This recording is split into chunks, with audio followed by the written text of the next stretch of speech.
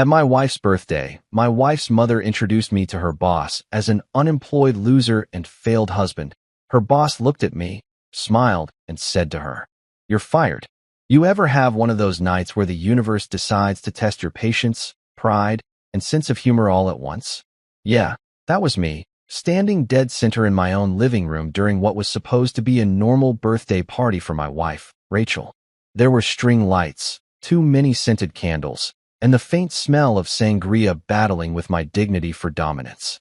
Everything was going fine until the moment Gloria, my dear mother-in-law, may her ego rest in eternal chaos, grabbed the microphone like she was about to deliver a State of the Union address and introduced me to her boss. Now, I've been insulted before. I've been roasted by traffic cops, baristas, and even toddlers who told me I look tired in the face. But nothing, and I mean nothing, compared to the words that left Gloria's mouth that night. "This is my son-in-law, Mason," she purred with that fake sweet tone that could strip paint off walls. "He's currently unemployed and not exactly husband of the year material." Boom. Silence. Not polite silence either, the kind that eats oxygen and makes you hyper-aware of your own heartbeat. Even the playlist Rachel made, 3 hours of good vibes only pop, cut off mid-song like Spotify got embarrassed for me.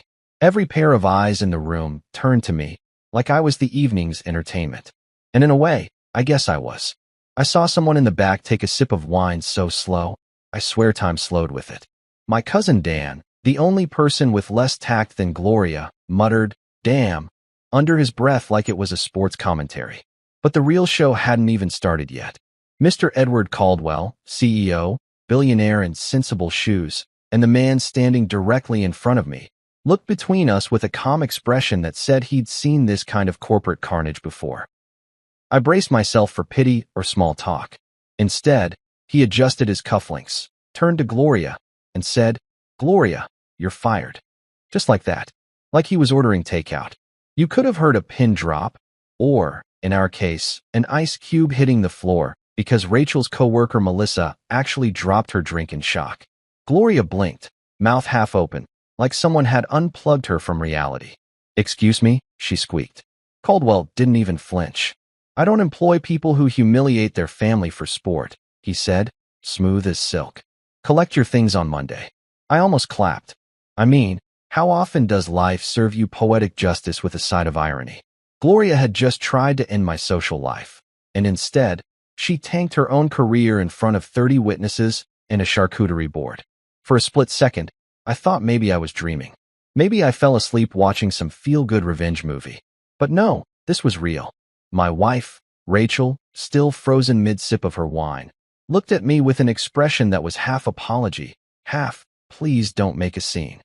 Her coworkers, corporate types with smiles that looked stapled on, were trying to figure out if they should stay or pretend to check their phones.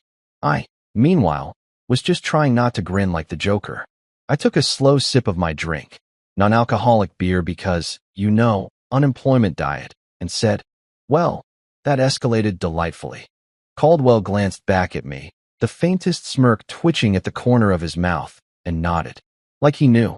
Like we were two soldiers sharing a silent, "You earned this one." Gloria stood there, flustered, turning shades of red previously unseen by science. "Edward, please," she stammered. "I didn't mean, he's just—" "You said exactly what you meant," he cut in. "And I meant what I said." She froze. The crowd didn't know whether to clap, cry, or hide behind the dessert table. My buddy Chris actually whispered, "Bro, this is better than Netflix," and I couldn't even disagree. Rachel, bless her heart, tried to salvage what was left of the evening. "Everyone, let's just, enjoy the party," she said with that fragile hostess smile women use right before murder becomes a viable option. But you could tell the night was over. The tension in the room was thicker than the frosting on Gloria's store-bought cake. One by one, people started pretending to get emergency phone calls. "Oh shoot, my dog's sick. My babysitter just texted. My Uber's already here." Lies. Every single one. But understandable. No one wants to stay and watch a mother-in-law emotionally combust. Me? I just stood there, basking in the weird glow of karma's spotlight. For the first time in months, I wasn't the guy everyone pitied. I wasn't Mason the unemployed. I was Mason, The man whose mother-in-law got fired at his wife's birthday party. And honestly, that's an upgrade. Gloria, to her credit, tried to recover her dignity. She picked up a plate of bruschetta and said, "Well, at least the food's good," like she hadn't just detonated her own reputation. Then she dropped the plate. It shattered into a million pieces, perfectly matching her career. Rachel muttered, "Oh my God," under her breath and went to grab a broom. I followed her, because I'm a gentleman, and because watching her mother try to explain herself to Caldwell again would have been too satisfying to resist. "You think I'm in trouble for laughing?" I asked quietly. Rachel gave me a glare sharp enough to slice bread. "Don't." "Okay, I won't. But just know I'm dying inside." "Mason." Right. Serious face. "Got it." We cleaned up in silence for a minute, while Gloria hovered nearby, whispering apologies that sounded more like accusations. "I was only trying to help," she said at one point. "By calling me unemployed in front of your boss." I asked, "That's not help, Gloria. That's sabotage with sprinkles." Caldwell, still standing by the door like an avenging angel in loafers, gave her one final look before heading out. "Happy birthday, Rachel," he said kindly. "And Mason, good luck. You'll land on your feet." "Thanks," I said, trying to sound casual even though I was mentally adding him to my list of favorite people on Earth, right below Morgan Freeman and whoever invented Wi-Fi. When he left, the silence returned, heavier this time. Rachel rubbed her temples like she was trying to erase the entire evening from her brain. Gloria turned to me, eyes blazing. "This is your fault," she hissed. I blinked. "Really?" "I was standing here, holding a plate of sliders, and you're the one who decided to go full WWE promo in front of your CEO. She huffed, grabbed her coat, and stormed toward the door. "You'll regret this," she snapped. "Already do," I muttered. The door slammed, rattling a photo frame off the wall. It was our wedding picture. Fitting. Rachel sighed, sat down on the couch, and finally looked at me. "You okay?" she asked softly. I shrugged. "I think so. Though part of me feels like I just watched a nature documentary called Predator Becomes Prey." She laughed despite herself, which made me feel better. "You're impossible," she said. "You married impossible," I reminded her. For the first time that night, her smile was real. Later, when the last guest left and the house finally went quiet, I poured myself a glass of whiskey I'd been saving for special occasions. And honestly, watching Karma arrive wearing a tailored suit and firing my mother-in-law at my own party qualified. As I sat there, Rachel resting her head on my shoulder, I realized something. Maybe my life wasn't falling apart. Maybe it was just rearranging itself, like furniture after a storm. Messy now, but better later. I raised my glass toward the door Gloria had stormed out of and whispered, "Cheers to new beginnings and unemployment upgrades." Rachel chuckled sleepily. "You're terrible." "Maybe," I said. "But tonight, I'm undefeated." They say bad news travels fast, but whoever came up with that clearly never waited for a Zoom meeting invite that started with, "Hey, Mason, could you stay behind for a quick chat?" That's corporate code for, "We're about to ruin your day and pretend it's personal growth." It was a Tuesday. Of course it was. Every tragedy in my life happens on a Tuesday. My appendix burst on one, my car got towed on one, and now, apparently, I was getting laid off on one. The HR rep's name was Cheryl, which already told me I was doomed. Every Cheryl I've ever met carries at least one pink slip in the emotional range of a tax form. "Mason," she began with the fake warmth of a customer service chatbot, "we've decided to downsize." I nodded like I'd been waiting for the punchline. "Downsize. Okay. So fewer snacks in the break room, or?" She gave me that pity look. You know the one. Head tilt, soft eyes, like she's trying to euthanize your spirit gently. "No, unfortunately, your role has been eliminated." Eliminated. Like I was a mosquito, right? "Of course. Totally understandable," I said. Meanwhile, my inner monologue was screaming, "I just built the damn inventory system you're about to keep using without me." But I kept my cool. I signed whatever she shoved across the table and left with a cardboard box filled with career leftovers, a coffee mug that said Boss Energy, a stress ball shaped like a truck, and my pride, barely breathing. Driving home felt like slow death on wheels. I sat in traffic behind a minivan with a baby on board sticker, which I swear was judging me. The radio played Don't Stop Believin', which was either God trolling me or the universe handing out irony like coupons. I pulled into our driveway, parked, and just sat there, staring at the front door like it was a game show door hiding either a loving wife or an emotional ambush. Rachel opened it before I could knock. She had that sixth sense wives get when they know something's off, like when you forget the anniversary or accidentally like your ex's Instagram post from 2016. "You're home early," she said, cautious smile. I tried to smile back. "Yeah, well, corporate decided to explore new frontiers. Without me." Her face softened instantly. "You got laid off?" I nodded. "Downsized, streamlined, made operationally unnecessary. Pick one." She sighed and pulled me into a hug. And for a second, I thought, okay, maybe this won't be that bad. She kissed my cheek. "We'll get through this. You're smart, resourceful, and you make a mean lasagna." "That's true," I said. "If this marriage collapses, it'll be because someone underestimated my pasta game." She laughed, and the tension in my shoulders eased until the doorbell rang. Enter Gloria, my mother-in-law, the human embodiment of unsolicited advice wrapped in designer perfume. She breezed in like she owned the place, holding a glass casserole dish like it was a trophy. "I heard the news," she said, not even waiting for hello. "I brought lasagna." "Oh, good," I said, because unemployment really works up an appetite. She didn't catch the sarcasm, obviously. "Sweetheart," she said to Rachel, "why didn't you tell me sooner? I could have brought a salad too." Rachel smiled nervously. "Mom, it just happened." Gloria looked at me, her eyes twinkling with that patronizing sympathy only mothers-in-law can weaponize. "Oh, Mason dear," she began, and I swear every muscle in my face braced itself. "Maybe this is a sign. You should focus on household chores for a while, something you can handle. You ever feel your soul leave your body and take the nearest Uber?" That was me. "Household chores," I repeated, smiling like an actor in a hostage video. "That's a great idea. Maybe I'll start with vacuuming my self-esteem off the carpet." Rachel shot me a look that said, "Don't start," but it was too late. Gloria patted my shoulder like I was a therapy dog. "It's okay. Men today just need to adjust. Maybe learn to cook something beyond lasagna." I nodded. "Right, because my only redeeming quality is my ability to melt cheese." Now, I'll give her credit. She did mean well, in the same way a tornado means well when it remodels your neighborhood. She believed she was helping, but every sentence out of her mouth felt like a Yelp review for my life. "So what are your plans now?" she asked, scooping herself a heroic portion of lasagna. "You'll start applying again soon, right?" "Absolutely," I said. "Tomorrow, I'm applying for CEO of NASA." "Don't be ridiculous." "Fine, SpaceX. I hear they hire fast."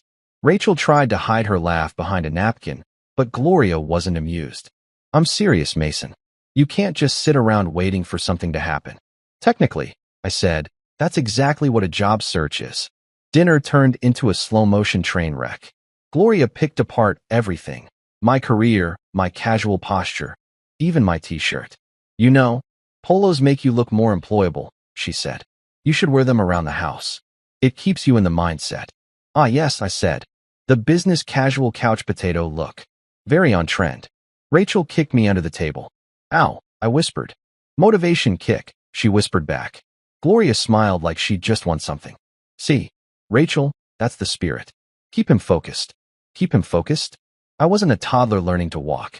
I'd been working since high school, putting in 12-hour shifts at a logistics firm where the only reward was surviving another quarterly meeting.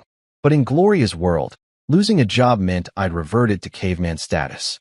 When she finally left that night, the air in the house felt 10 pounds lighter. Rachel closed the door and groaned. "She means well," she said automatically. I looked at her. If she means well, I'd hate to see what happens when she's in a bad mood. "She just worries," Rachel added. "You know she doesn't think before she speaks." "I noticed," I said. "She's like a malfunctioning Alexa, loud, confident, and always wrong." Rachel smiled despite herself, then hugged me again. "Don't let her get to you. We'll be fine." "I know," I said. "Besides, I've got a new full-time job now." "Oh yeah? Doing what?" "Surviving, Gloria." Over the next week, I did my best to embrace the unemployed life. Woke up early, made coffee, even worked out once. Okay, half a workout. I reorganized the garage, fixed the squeaky door, and baked bread because apparently that's what you do when capitalism kicks you out. Rachel supported me. though I could feel her stress simmering. She'd walk around talking about bills and savings like a podcast host for anxiety. And then there was Gloria. She started calling every morning like she was my parole officer. Any luck with job applications? Still applying. Maybe you should lower your standards. Great advice, Gloria. That's exactly how you ended up with your second husband. Silence. Then she hung up. Small victories. I applied everywhere. Logistics companies, freight firms, even one sketchy place called Hall Heroes, which I'm 90% sure was a front for organized crime. I didn't care. I just needed something. Anything.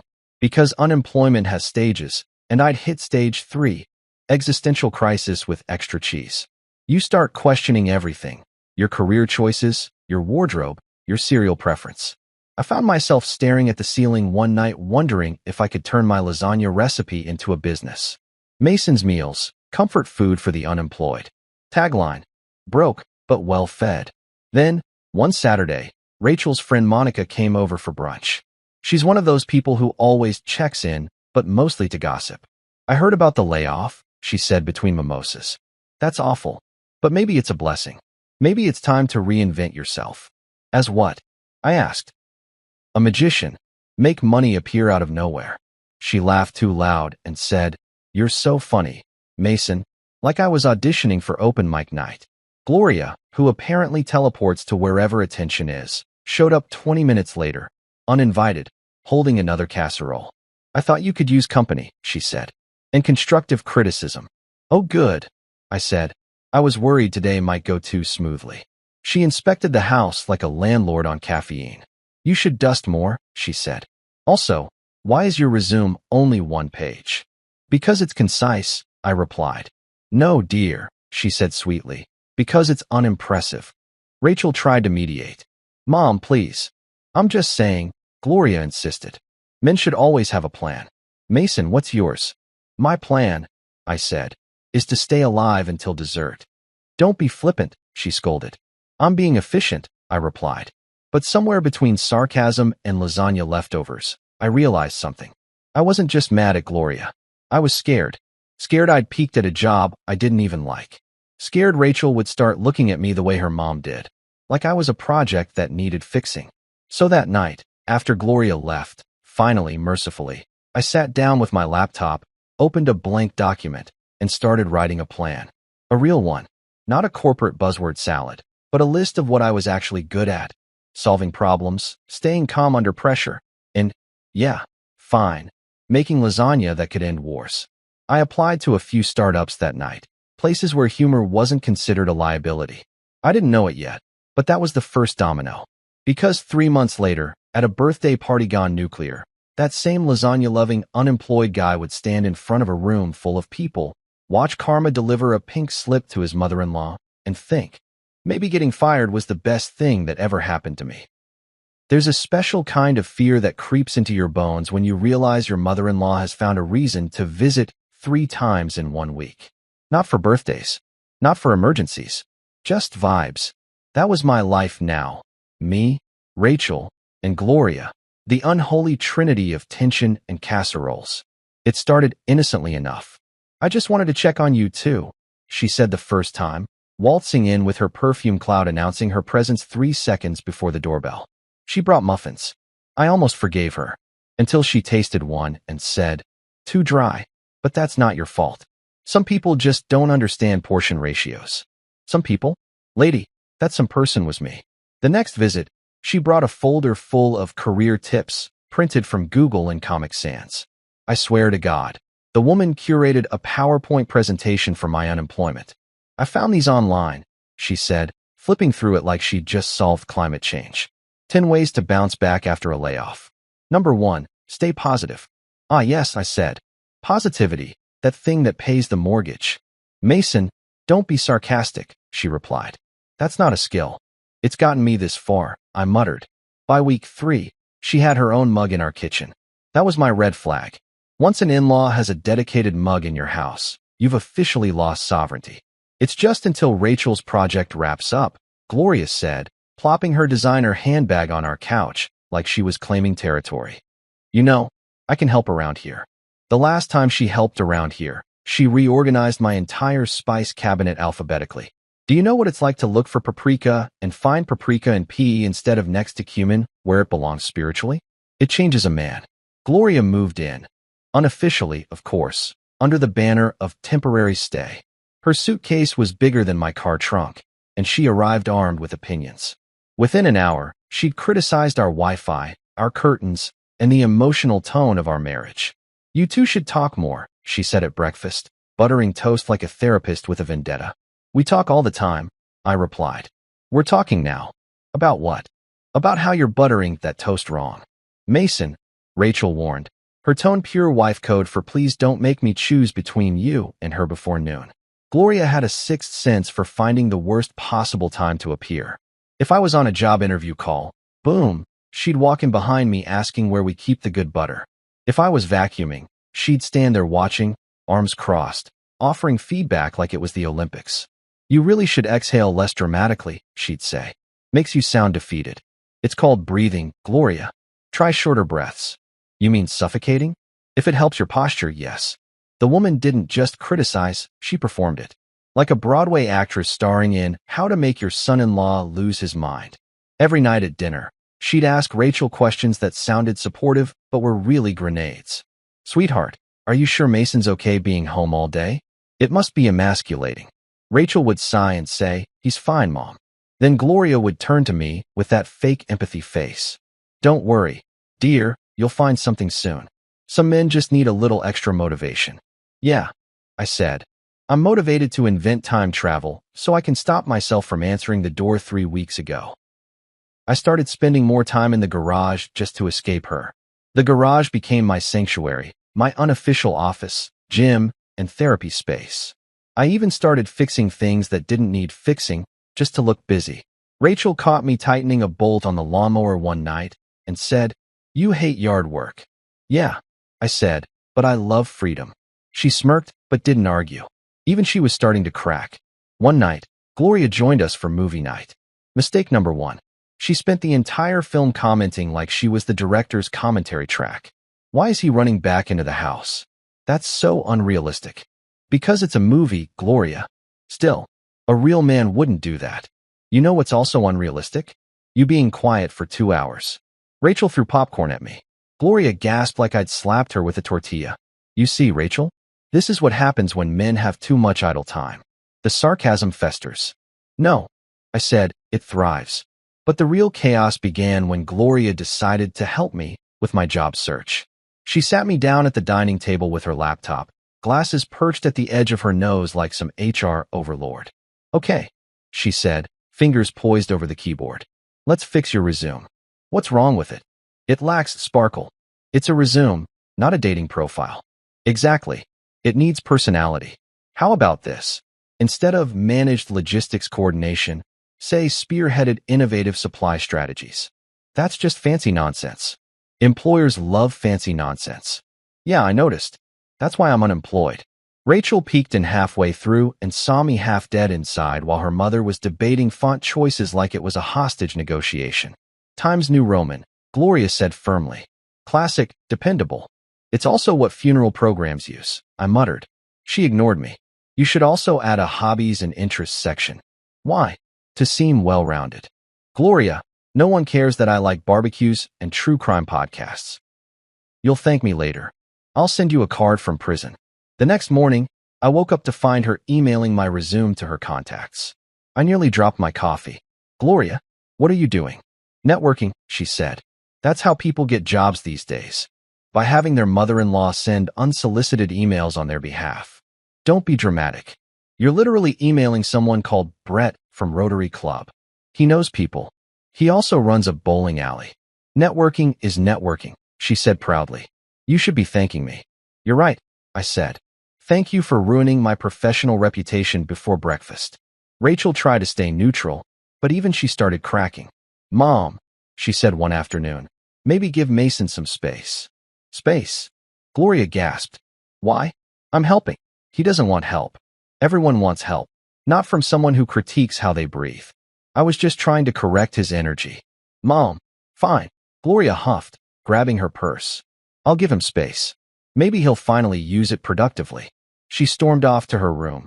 Yes, her room, because apparently she'd decided the guest room was now hers. For 2 glorious hours, there was peace. Rachel and I sat on the couch, silent but happy. Then Gloria re-emerged with a PowerPoint on her tablet titled Operation Mason, the rebrand. I almost cried. You made slides? I asked. With animations, she said proudly. I even included a vision statement. Please tell me it's leave Mason alone. It's building a better Mason. I preferred my version. She walked me through her presentation like I was an intern at the world's most unbearable company. Step 1, wardrobe upgrade. You need to look employable even at home. Dress for success. The next morning, I found a stack of collared shirts on my bed. Step 2, morning affirmations. Say them out loud to attract positivity. I'll attract a restraining order if you keep this up. Step 3, stay active. Laziness breeds negativity. That's how I ended up doing forced yoga in the living room while Gloria shouted, "Breathe through your doubt," like some deranged life coach. But Karma, sweet and patient, was already loading her ammunition. Because one afternoon, while Gloria was on one of her long advice calls with a friend, aka gossip disguised as mentorship, she didn't realize her Bluetooth speaker was still connected to her phone. Suddenly, the whole living room echoed her voice. Honestly, Rachel could have done better. Mason's sweet, but he's underwhelming. Like a baked potato. He tries, but he's not steak. Rachel froze mid-step. I slowly turned my head toward the speaker, eyes wide, sipping my coffee like it was popcorn. "Mom," Rachel called out, voice sharp. Silence. Then frantic footsteps. Gloria appeared, face pale as uncooked dough. "Oh, that wasn't. I didn't mean. You compared me to a potato, Gloria. I was joking. You said I wasn't steak." "Well, not in a bad way. What's the good way to say someone's not steak?" Rachel's jaw tightened. "Mom, this is too much. You've been disrespectful, invasive, and now this." Gloria looked genuinely panicked. "Sweetheart, I was just—" "No," Rachel said, cutting her off. "You need to leave. Today." The silence that followed was heavenly. You could hear angels packing Gloria's bags. I stayed quiet, mostly because I didn't want to ruin the magic. She tried one last time.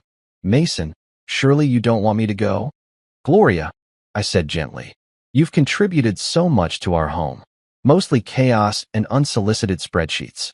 But I think it's time the universe gets to experience your energy elsewhere."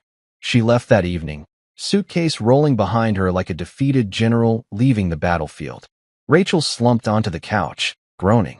"I'm sorry," she said. "You shouldn't have to deal with her." "Don't apologize," I said. "I've learned valuable skills." "Like what?" "Patience. Conflict management." Hiding in the garage. She laughed for a good minute before leaning her head on my shoulder. "You're a good man, Mason." "I know," I said, "even if I'm just a baked potato." That night, the house felt different, quiet, balanced, like it remembered how to breathe.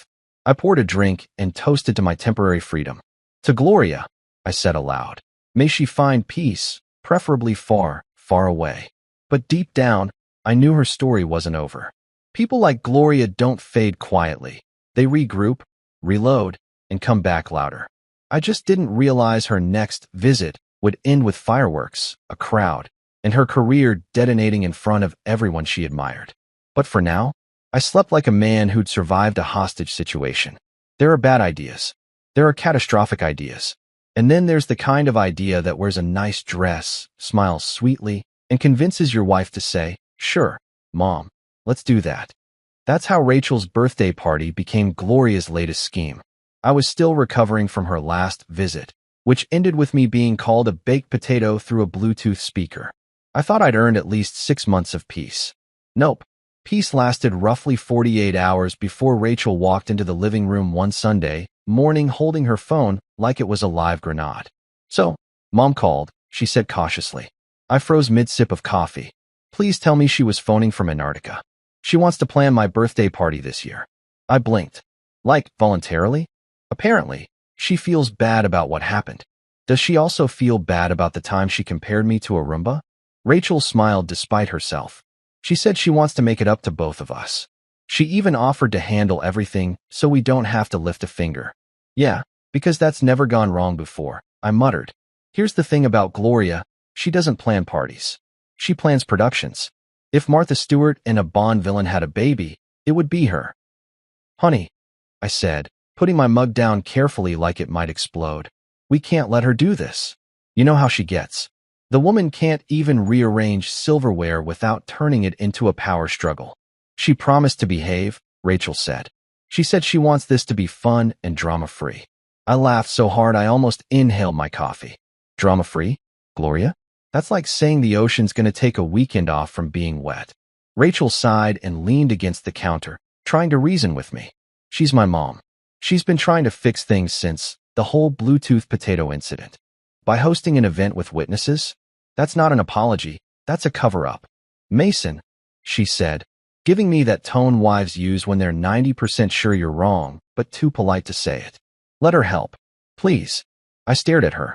She had that pleading look, half guilt, half love, and I'm weak to that combination. Fine, I said. But if this turns into another, let's roast Mason in front of strangers situation, I'm building a moat around this house. She smiled, kissed me, and said, you'll see. It'll be fine. Those are famous last words in every horror movie ever made. By Tuesday, I knew we were doomed. Gloria showed up with a clipboard the size of a Bible and a face full of purpose. Okay, she said, setting up at our dining table like she was about to launch a space mission. We'll need catering, entertainment, and a theme. A theme? I asked. It's a birthday, not Coachella. Details matter, she said sharply. Rachel deserves something elegant. Something classy. Something that says refined taste. So, not your usual buffet of chaos. I whispered. She ignored me and scribbled something on her list. We'll invite my colleagues too, she added. They'll love to celebrate Rachel. I froze. Wait, your colleagues? What? Networking, Mason. It's good exposure. Exposure to what? My eventual meltdown. Rachel tried to mediate. Bless her. Mom, maybe keep it small. Family and close friends. Nonsense, Gloria said, flipping her clipboard like a magician. The more the merrier. It'll be great for Mason too. He can meet some professionals, maybe make connections. I couldn't resist. Ah yes, because nothing screams hire me like a man eating deviled eggs in his own living room. Gloria shot me a tight smile that could curdle milk. Try to keep an open mind, dear. Oh, it's open, I said. Open like a trapdoor. The next 2 weeks became a blur of text messages, Amazon deliveries, and Gloria's unsolicited visits. She started treating me like her unpaid intern. Mason, could you move the dining table 6 inches to the left? Sure, and then 6 inches to the right, and then maybe directly into traffic? Don't be dramatic, she said, already on her phone. She had ideas for everything. Balloons weren't mature enough. Flowers were too predictable. Even the playlist had to go through her approval process. Your taste in music, she told me one night, is very young. Thank you, I said. That's because I still have hope left. One afternoon, while I was pretending to update my resume but actually Googling how to fake food poisoning, Gloria waltzed in uninvited again. I had a brilliant thought, she announced. What if we have the party catered by my company's event partner? Very sophisticated crowd, top-tier presentation. Sounds expensive, I said. You can't put a price on elegance. That's literally how prices work, Gloria. She ignored me and kept talking. Oh, and my boss might come. He adores family events. I froze mid-eye roll. Your boss? As in Edward Caldwell? The guy who runs your company and looks like he was carved from marble and stock options. The very same, she said proudly. He's so charming. You'd love him. I'd rather love a root canal, I said. But Rachel lit up. Really? Mr. Caldwell? That's amazing, Mom. He's such a big name in your field. I looked between them, realizing I was outnumbered. Yes, let's all meet the billionaire, I said dryly. Maybe he'll take me on as his charity case. Gloria smiled sweetly. Oh, don't be silly. He's very down to earth. Yeah, in the same way a private jet is eco-friendly. By that weekend, the party prep had reached apocalyptic levels. Gloria had taken over the living room, rearranging furniture like she was filming an HGTV episode titled How to Ruin a Marriage in 10 Simple Steps. She even replaced my recliner with an aesthetic seating option. Where's my chair? I asked, staring at the empty spot that once represented my one source of peace. It clashed with the vibe, she said. It clashed with you. I corrected. That too. The catering team came by for a tasting. Gloria micromanaged every dish. Too salty. Too bland. Too ambitious. Meanwhile, I stood there chewing on a canopy that cost more than my phone bill. You're aware this food isn't meant to cure cancer, right? I said. She glared. Presentation matters, Mason. Then maybe you should come with the hors d'oeuvres, I muttered. Rachel kicked me under the table again. I was starting to suspect she and my wife had a secret kick Mason when he's sarcastic alliance. As the party loomed closer, my stress level climbed like a cat in a thunderstorm. Every day brought new improvements from Gloria. She decided our lighting was too dim for elegance, so she installed new chandeliers. I came home one afternoon to find two electricians drilling holes into the ceiling while Gloria supervised like she was directing the moon landing. You're going to thank me when you see the ambience, she said. Oh, I'll see something. All right, I said. Probably the power bill. Even Rachel started showing cracks of doubt. One night, she flopped onto the couch beside me, exhausted. Okay, she admitted. Maybe this is getting a little out of hand. A little, I said. We've got an RSVP list longer than a wedding and a budget big enough to fund a small nation. At this point, we should just sell tickets. She means well, Rachel said weakly. She also meant well when she told me I should exhale less dramatically. I reminded her. And yet, here we are. She laughed, despite herself, then buried her face in her hands. I just want this to go smoothly. I reached over, squeezing her hand. It will, I said, because when the chaos inevitably hits, I'll be ready. Ready how? Emotionally detached. Then came the final straw, the invitations. Gloria showed up holding a stack of embossed envelopes that looked like they were meant for a royal coronation. Aren't they stunning? She beamed. I opened one. Gold trim. Handwritten calligraphy. The words hosted by Gloria Ellison and family gleamed in cursive glory. I blinked. Gloria Ellison and family? I said slowly. Not Rachel and Mason? Well, technically, I am family, she said innocently. Your extended family. Like the appendix of this household. Rachel sighed. Mom, you didn't even include Mason's name? Oh, don't be dramatic, she said. Everyone knows who he is. Apparently not, I said, waving the invitation. Because right now, I sound like a +1 at my own house. I tried to be civil. I really did. But Gloria's ability to turn simple events into high-stakes drama was Olympic level. I half expected her to hire a red carpet photographer. The day before the party, she even brought in a decorator who looked like he charged by the sigh. He spent 4 hours debating whether our curtains were moody or tragic. I sat there with a beer, watching my living room transform into something that looked like a magazine spread titled Pretension Quarterly.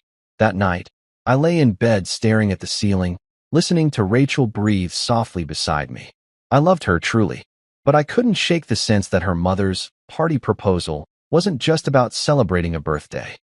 It was about reclaiming control. Gloria had been embarrassed after the whole Bluetooth fiasco, and this was her comeback tour, her way to prove she still ran the show. I'm calling it, I whispered to the ceiling. This isn't a birthday party. It's a trap. Rachel stirred slightly. What? She murmured. Nothing, baby, I whispered back. Just mentally preparing for the social apocalypse tomorrow. You'll behave, right? She asked sleepily. I smiled, brushing her hair away from her face. Of course. I'll smile, shake hands, and keep my sarcasm on a leash. She smiled too. Eyes still closed. Thank you. I looked toward the door, where Gloria's clipboard leaned ominously against the wall, and muttered, leash or not, that woman's about to walk right into her own karma. The next evening would change everything, not just for me, but for her, because she didn't realize it yet. But the same party she was planning to showcase her grace and influence was the exact stage where her entire empire would collapse in front of everyone who mattered to her. The decorations were perfect, the wine was expensive, and the playlist was curated to charm CEOs. But buried in all that glitter and confidence was one fatal flaw. Gloria had forgotten the golden rule of karma. It doesn't RSVP, but it always shows up. The morning of the party, I woke up with optimism. Mistake number 1. I actually thought, maybe today won't be that bad. That's how dumb hope works. It whispers sweet lies before reality slaps you with a clipboard named Gloria. I came downstairs in my favorite worn t-shirt and sweatpants, ready for a quiet breakfast before chaos. But there she was, my mother-in-law, in full command mode at 6:42 a.m., already wearing pearls like she was chairing a board meeting. Oh good, you're awake, she chirped, holding a to-do list so long it could have been a Dead Sea Scroll. We have so much to get done. I blinked. It's 6 in the morning, Gloria. Exactly, she said. The early bird gets the aesthetic cohesion. The early bird should mind its own business, I muttered. She ignored me, of course. Gloria never hears sarcasm. It's like her brain filters it out along with accountability. I've arranged for the decorators to arrive by 7, she continued. The caterers at 8. The string quartet by 10. You hired a string quartet? I asked, confused. For a birthday party? Rachel deserves sophistication, she said proudly. And sophistication has strings. So does strangulation, I replied. Coincidence. Rachel came down mid-yawn, wearing her robe, hair messy, still half asleep. Mom, why are you yelling at Dawn? Gloria smiled like she'd just been complimented. Not yelling, darling. Directing. Same thing, Rachel mumbled. She gave me that tired smile couples exchange during shared suffering. Coffee, she asked. Make it a bucket, I said. By the time the decorators arrived, our house looked like a war zone with centerpieces. There were boxes everywhere, candles, floral arrangements, and enough fairy lights to power Las Vegas. Gloria ran around barking orders like a general. No, no, no. The gold vases go here, not there. This is a neutral palette event. People, not a circus. One poor decorator, a college kid named Trevor, looked seconds away from faking an injury. Ma'am, he said timidly. The floral order was delayed, so we brought cream lilies instead of ivory. Cream? Gloria interrupted, aghast. Cream? This isn't a dairy farm, Trevor. I choked on my coffee, trying not to laugh. It's fine, Mom, Rachel said, trying to defuse the bomb. Cream looks great. It looks like compromise. Gloria snapped. The rest of the morning unfolded like a live-action sitcom. The string quartet arrived early, because of course they did, and started tuning in the living room while electricians were still adjusting the new chandeliers. Imagine Beethoven fighting with a power drill. I was in the kitchen, pretending to help by wiping non-existent crumbs, when Rachel whispered, I told you this was a mistake. Yup, I said. We're one argument away from a documentary on emotional terrorism. Then came the playlist incident. I had made one for fun, light jazz, Motown, some pop. You know, music that sounds like human beings might enjoy it. But Gloria vetoed it instantly. Too casual, she said. This is an upscale evening. We'll use my playlist. She plugged in her phone, and suddenly my kitchen was pulsing with classical violin and what sounded like Gregorian chanting. Perfect, she sighed. It says refined celebration. It says funeral with snacks, I said. We're not summoning spirits, Gloria. You just don't understand ambience. Oh, I understand. I'm just ignoring it for survival. At noon, the catering truck pulled in, and I swear, the chef looked terrified before even entering the house. Gloria met him at the door like a border inspector. Do you have the crab puffs? She asked. Yes, ma'am. The truffle sliders? Yes, ma'am. The imported chocolate fountain? Right here. Imported from where? Belgium. Good. American chocolate is for amateurs. I leaned against the counter. Pretty sure Belgium doesn't care, Gloria. She ignored me, again. I spent most of the afternoon playing human obstacle, trying to stay out of the way. Every time I sat down, someone handed me something. Mason, hold this centerpiece. Mason, move that table. Mason, why are you standing there like a bystander? Because that's exactly what I am, Gloria. A hostage bystander.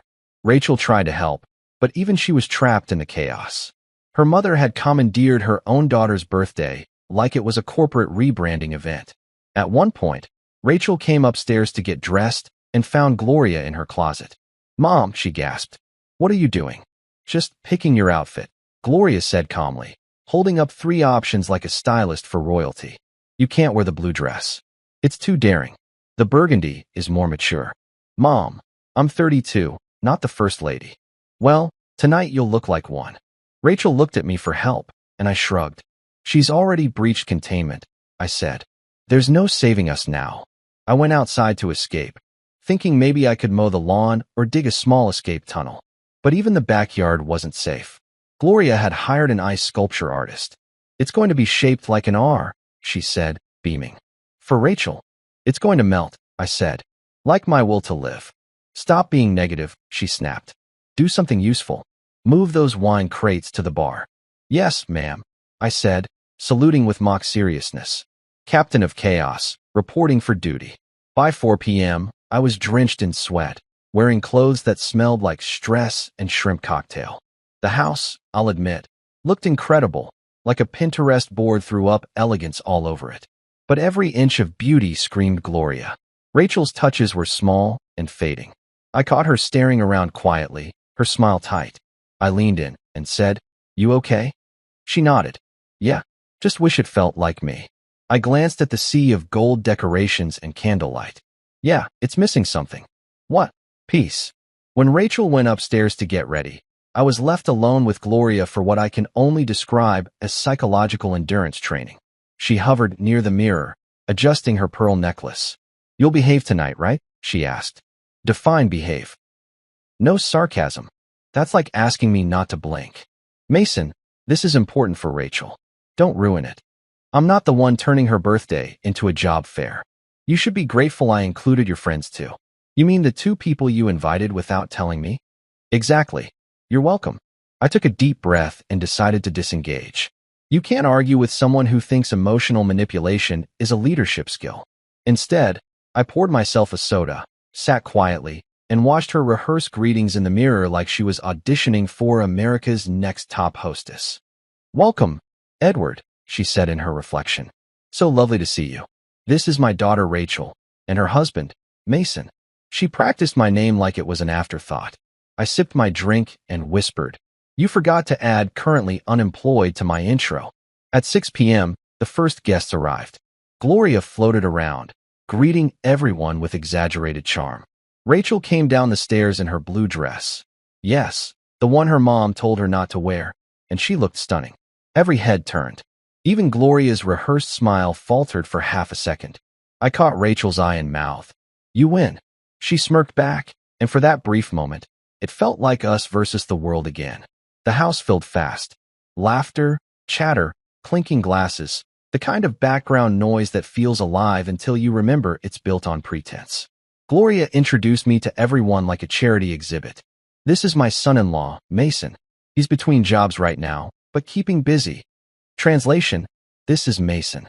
He contributes nothing but sarcasm and body heat. I smiled, shook hands, and let my inner monologue do the violence. Every time someone said, "So, Mason, what do you do?" I'd say, "Right now, breathe and cope." At some point, Gloria cornered me near the bar. "Smile more," she hissed. "You look tense." "That's because I'm in a live episode of Who Wants to Lose Their Sanity." "Relax. Everyone loves a good host." "Good news, Gloria, I'm not the host." The string quartet switched to upbeat music, guests mingled, and for a second, I thought maybe I'd survive this circus. Then I heard it, Gloria's laugh, high-pitched and theatrical, coming from across the room. She was talking to a tall, silver-haired man. Mr. Edward Caldwell himself had arrived. "Mason," she called, waving me over like she was summoning a butler. My stomach dropped. Oh, this was it. The setup. The climax. The scene I'd been dreading since she mentioned him. She grinned at me as I approached, her arm linked with Caldwell's. "Edward, meet my daughter's husband. He's currently exploring new opportunities." There it was. The public execution, right on schedule. I smiled thinly and shook Caldwell's hand.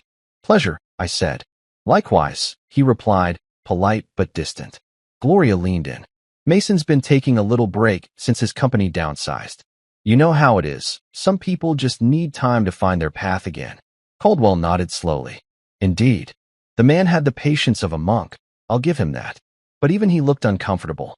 Rachel appeared beside me, catching the tail end of the conversation. Her eyes flashed murder for half a second.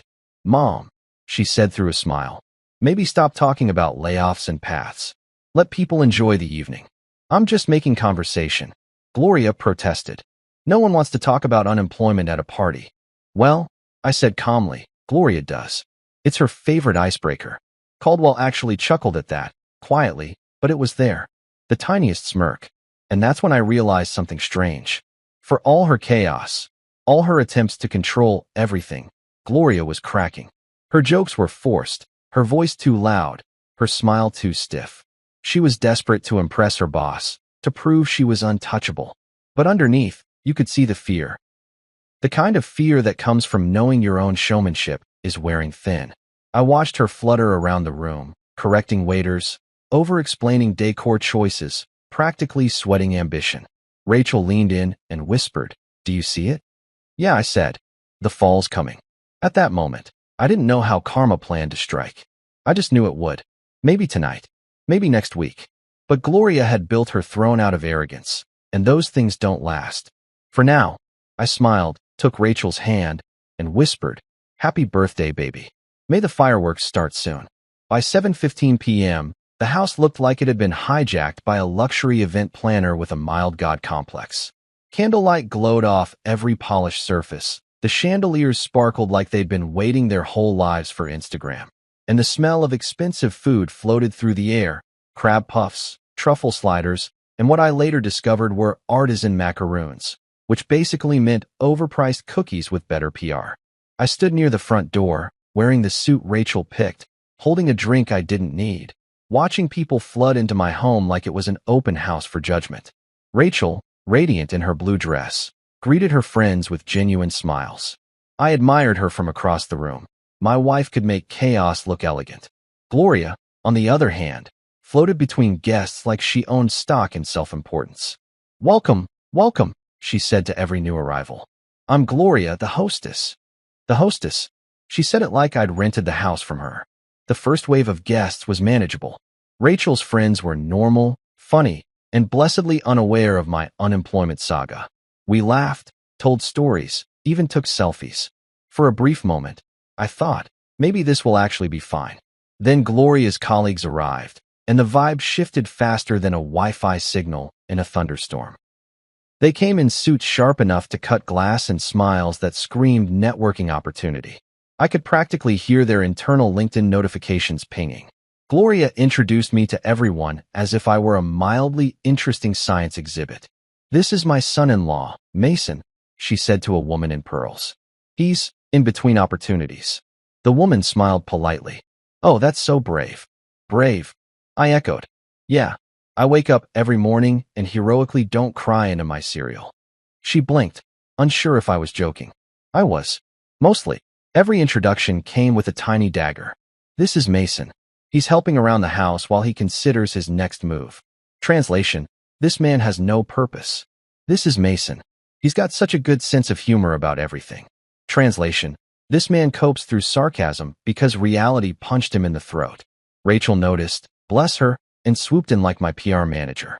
"Actually," she said to one group, "Mason's been consulting for a few logistics startups.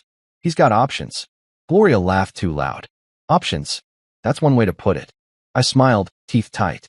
"You know, Gloria, if you ever lose your job, you'd make a great motivational speaker for people who hate themselves." She didn't even flinch. She was in her element, holding court with her coworkers, sipping champagne like liquid validation. The food was served, and I have to admit, the catering was flawless. People were actually impressed. Compliments flew. "This truffle risotto is divine. The decor is breathtaking. Gloria, you outdid yourself." Every compliment to her landed like caffeine to a narcissist. She was glowing, practically vibrating with pride. That's when she started taking credit for everything. "Oh, thank you," she'd say. "Yes, I designed the layout myself." "Oh, Rachel's dress? I helped her pick it." "Oh, Mason's suit? I told him to wear something that made him look employable." I swear I could hear my blood pressure rising to the beat of the background music.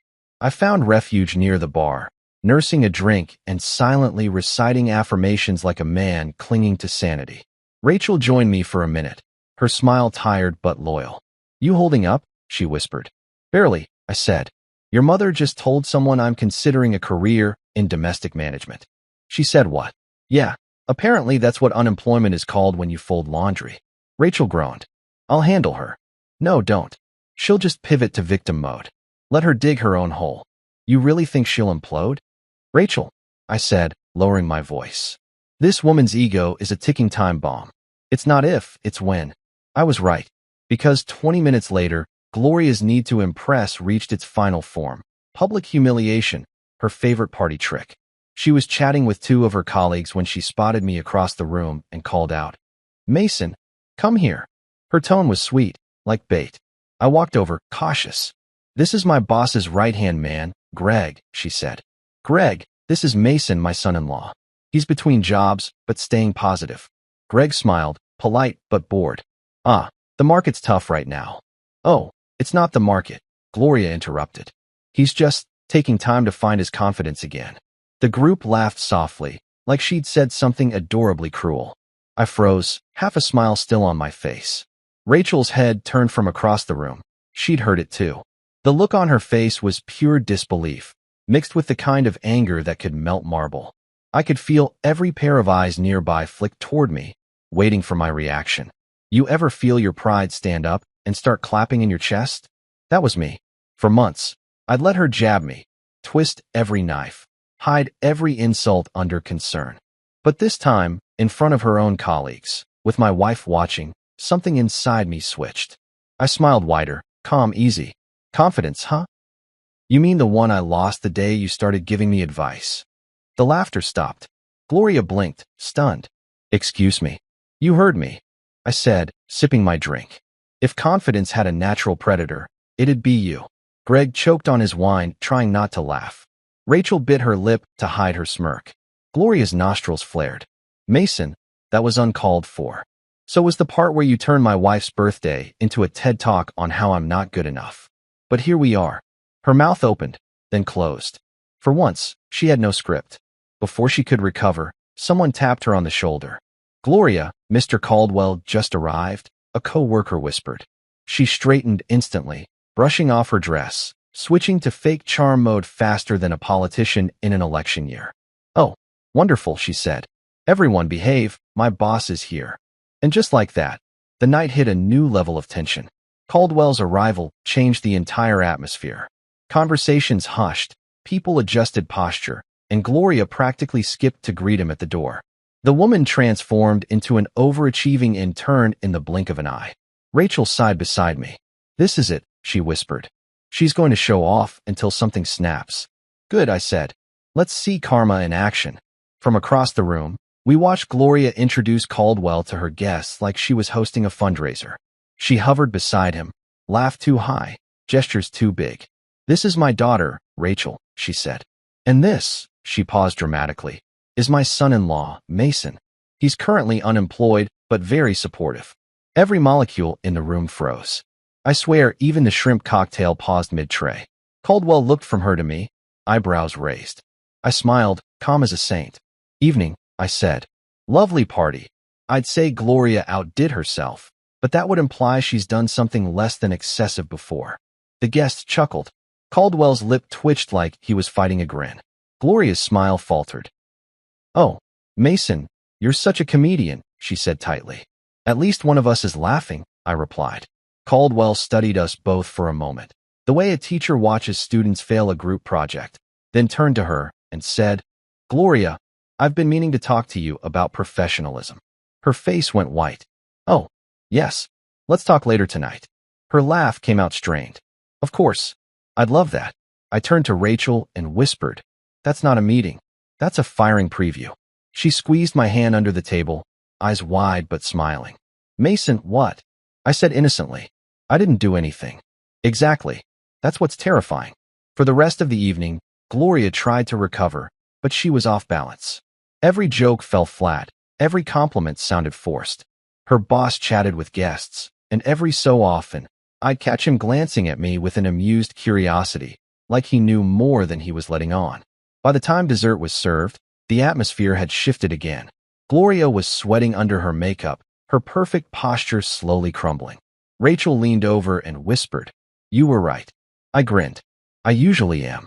Don't gloat." Too late. As people started dancing, I stepped aside, letting the music and laughter fill the room. The night wasn't over, not by a long shot. Gloria had built this party as her stage, her redemption arc, her grand return to grace. What she didn't know was that the curtain was about to fall, hard. And when it did, I'd be standing right there, front row, popcorn ready. You could feel it the second the doorbell rang. That collective inhale, that subtle shift when everyone realizes the guest of honor just showed up. It was like royalty had arrived. Conversations hushed, champagne glasses froze mid-air, and Gloria straightened her pearls like she was preparing for Judgment Day. She even dabbed her forehead with a napkin, whispering, "He's here," as if Edward Caldwell were the second coming of corporate Jesus. Now, I'd heard about the man, Gloria's boss, the untouchable CEO of Caldwell and Company. Real estate mogul, investment genius, silver-haired charm machine. The guy who probably signs contracts with pins made from meteor fragments. Gloria worshipped him so much she once said, "Edward doesn't make mistakes." To which I replied, "Except hiring you." She didn't laugh. She practically sprinted to the door, her heels clicking like a countdown to disaster. When she opened it, there he was, tall, calm, and annoyingly put together. The kind of man who smells like expensive cologne and quarterly profits. He smiled politely. "Evening, Gloria." "Edward," she gushed. "You made it. Please, come in. Welcome, welcome." She turned back toward the crowd like a magician introducing her final trick. "Everyone, this is Mr. Edward Caldwell, my boss and one of the most respected men in our industry." Applause. Real applause. I swear half the room clapped like he'd just cured inflation. Caldwell smiled modestly, clearly used to the worship. Rachel and I exchanged glances, both of us silently agreeing this was about to get entertaining. Gloria led him around like a trophy. "This is my daughter, Rachel," she said proudly. "You've heard me talk about her." Caldwell smiled, shaking her hand. "Indeed. The birthday girl. Happy birthday." Rachel, ever the diplomat, smiled. "Thank you, Mr. Caldwell. It's lovely to finally meet you." He nodded, then his eyes turned to me, and I swear, Gloria's entire demeanor changed in an instant. She stood straighter, her smile tightening. "And this," she said with that sing-song voice people use right before committing social homicide, "is my son-in-law, Mason. He's currently unemployed, but has such potential." It was like the entire room leaned forward in slow motion. Someone dropped a fork. The string quartet paused mid-song. I blinked, processing. I knew she'd throw a jab, but currently unemployed with potential? That was a new low, even for her. Rachel froze beside me, eyes flashing. I could practically see her calculating whether smacking her mother in front of her boss would count as a felony. Me? I just smiled. You know that kind of calm you get when you've given up all expectation of dignity? That's where I was. "Pleasure to meet you, sir," I said, shaking Caldwell's hand. "It's not as exciting as being Gloria's son-in-law, but I try." Caldwell chuckled softly, his eyes sharp. "Ah, yes, Gloria's mentioned you. All good things, I hope," I said. "She's a real fan of public character assassination." His smile widened just slightly. "I can see where your wife gets her humor. From surviving her mother," I said without missing a beat. Rachel almost snorted into her wine. Gloria's face turned the shade of an undercooked steak. "Mason," she hissed under her breath. "Maybe let's keep things light?" "Oh, I thought we were," I said. "Your intro really set the tone." Caldwell waved off the tension with effortless grace. "No harm done," he said, looking at me with a faint spark of amusement. "You have a sense of humor, Mason. I like that." Gloria jumped in, panicked. "Oh, he's something, all right. But let's talk business, shall we? Edward, I wanted to show you the setup. Everything's perfect." She started walking him through the house, like a realtor on commission. The decor, the lighting, even the catering, all top-notch. I oversaw every detail personally. I sipped my drink, following behind them with Rachel, whispering, "She's going full audition mode." Rachel whispered back, "If she curtsies, I'm leaving." Caldwell, polite as ever, nodded through every boast. "It's impressive," he said. "You've done well, Gloria." She glowed. Like literally. If smugness were a light source, she could have powered the city grid. "Thank you," she said, tilting her head in faux humility. "I take pride in my leadership." And then, she made her fatal mistake. They stopped near the bar where two waiters were serving champagne. Caldwell asked, "So, Gloria, are these your personal guests or company associates?" She smiled. "A mix of both. I thought it would be nice for everyone to meet my family. You know, my daughter and her husband." She hesitated on husband, like the word had thorns. Caldwell looked at her. "You invited me to your daughter's birthday, not a corporate mixer." "Well," Gloria said quickly, "I believe in synergy between personal and professional life." "Ah," he said mildly, "I believe in boundaries." The silence that followed could have frozen fire. Rachel turned away, biting her lip to stop a laugh. I nearly choked on my drink. But Gloria, determined to recover, went right back into overcompensation mode. "Oh, you'll love the speech I prepared," she announced suddenly. "It's heartfelt, about gratitude, growth, and the importance of family." She climbed the nearest step to address the room before anyone could stop her. Rachel muttered, "Oh no." I whispered, "Oh yes." Gloria clinked her glass dramatically. "Everyone, may I have your attention?" The chatter faded. Even the string quartet stopped mid-note. She smiled wide. "First, thank you all for coming tonight to celebrate my daughter, Rachel, the light of my life.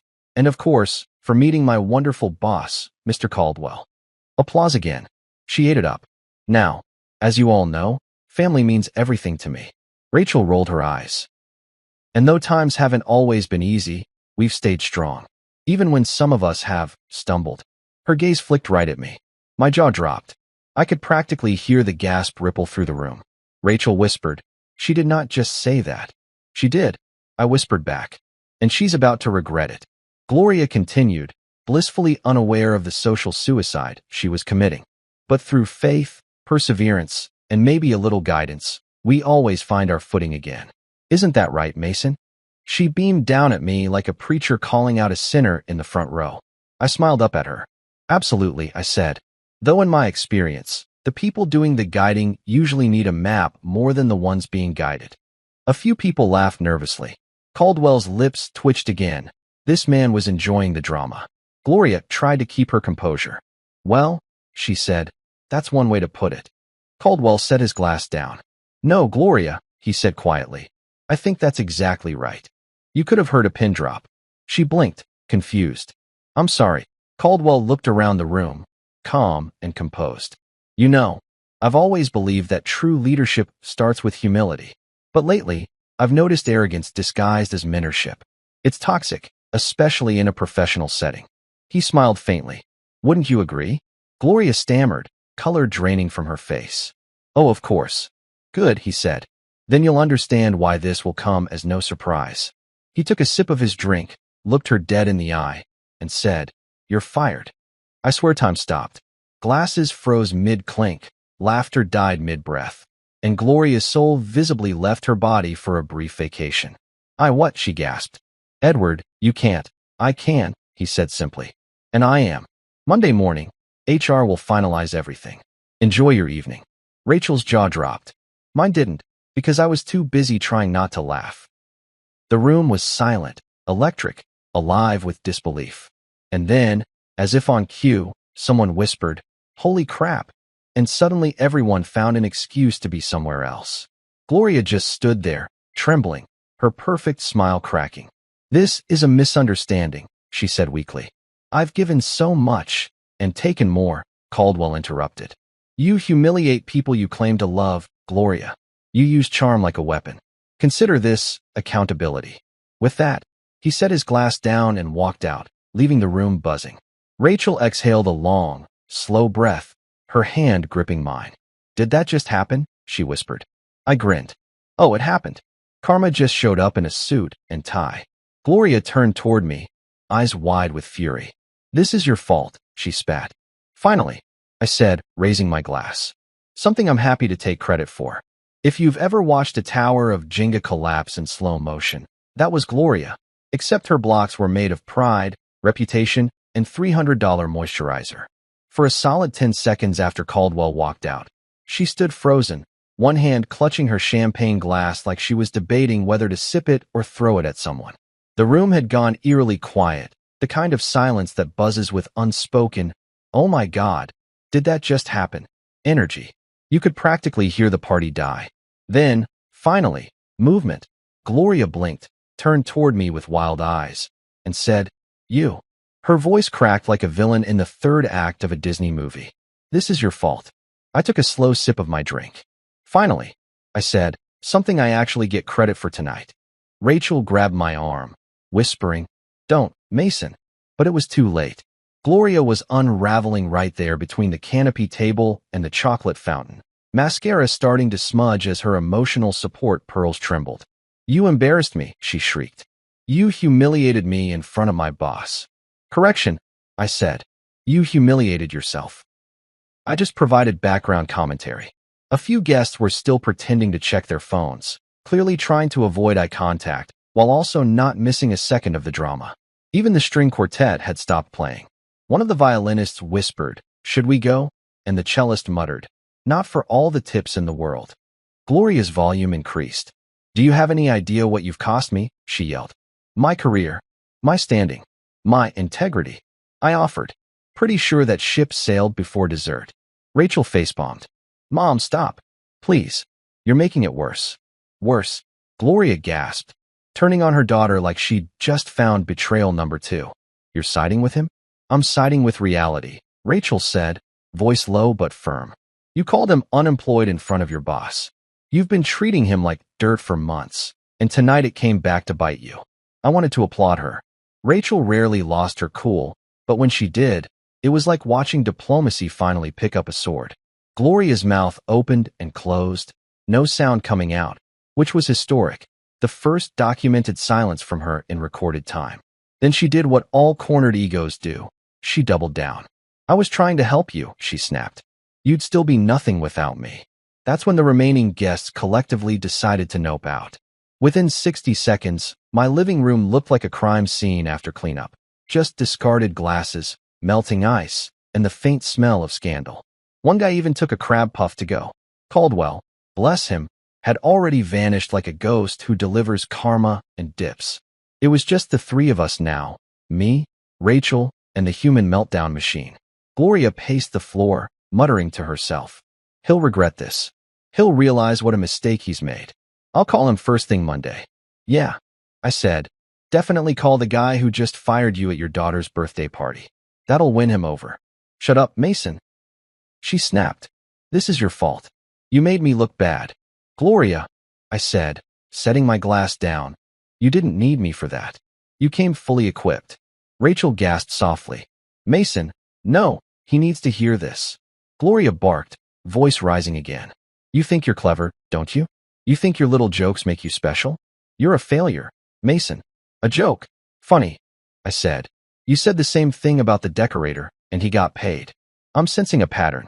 Her face flushed crimson, and for a split second, I thought she might actually throw something. Rachel stepped between us like a referee at a heavyweight match. "Enough. Both of you. Mom, go home. Mason, stop fueling it." "I'm not fueling it," I said calmly. "I'm just enjoying the fireworks.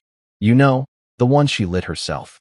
Gloria's eyes filled with tears, real ones this time, not the performance-grade ones she usually kept handy. "I did everything for you, Rachel," she said, her voice trembling. "Everything. And this is how you repay me? By standing here while your husband ruins me." "You ruined yourself, Mom," Rachel said softly. "And you know it." That was the final blow. Gloria staggered back a little, like Rachel's words physically hit her. She looked around the room, the scattered decorations, the flickering candles, the empty champagne flutes, and for the first time in forever, she looked small. The Queen of Control had lost her crown, and she didn't know how to breathe without it. "I just wanted respect," she whispered. "It should have made me feel bad. It didn't. It made me feel human, because I knew what that hunger felt like, to want validation so badly that you start confusing cruelty for confidence." But Gloria? She'd weaponized it. She'd built an empire on it. And now, she was standing in the rubble, still trying to blame the person who'd been holding up the walls the whole time. Rachel sighed, rubbing her temples. "Mom, please, just go home. Sleep. We'll talk later." Gloria looked at her daughter like she didn't recognize her. "You're choosing him over me?" "No," Rachel said quietly. "I'm choosing sanity." For a second, I thought Gloria might argue again, maybe even collapse into another scene. But something in her just gave up. She straightened her shoulders, wiped her tears, and said, "Fine. You'll regret this." "Already do," I said automatically. Rachel shot me a look that could have melted steel. "What?" "I'm not made of stone." Gloria grabbed her purse, gave one last dramatic glance at the room. Her masterpiece turned battlefield, and marched out. The door slammed hard enough to rattle the chandelier. A few flower petals fell from a centerpiece, fluttering to the floor like the remnants of her reputation. Silence. Real, peaceful silence. I exhaled for what felt like the first time all evening. Well, I said, that went better than expected. Rachel turned to me slowly. Better? Yeah. No one died. The house didn't catch fire, and your mom only got metaphorically destroyed. Mason. What? I said, grinning. You've got to admit, that was cinematic. If life had background music, the orchestra would have hit a dramatic chord right when Caldwell said, "You're fired." Rachel groaned, but couldn't help laughing. You're unbelievable. Thank you, I said.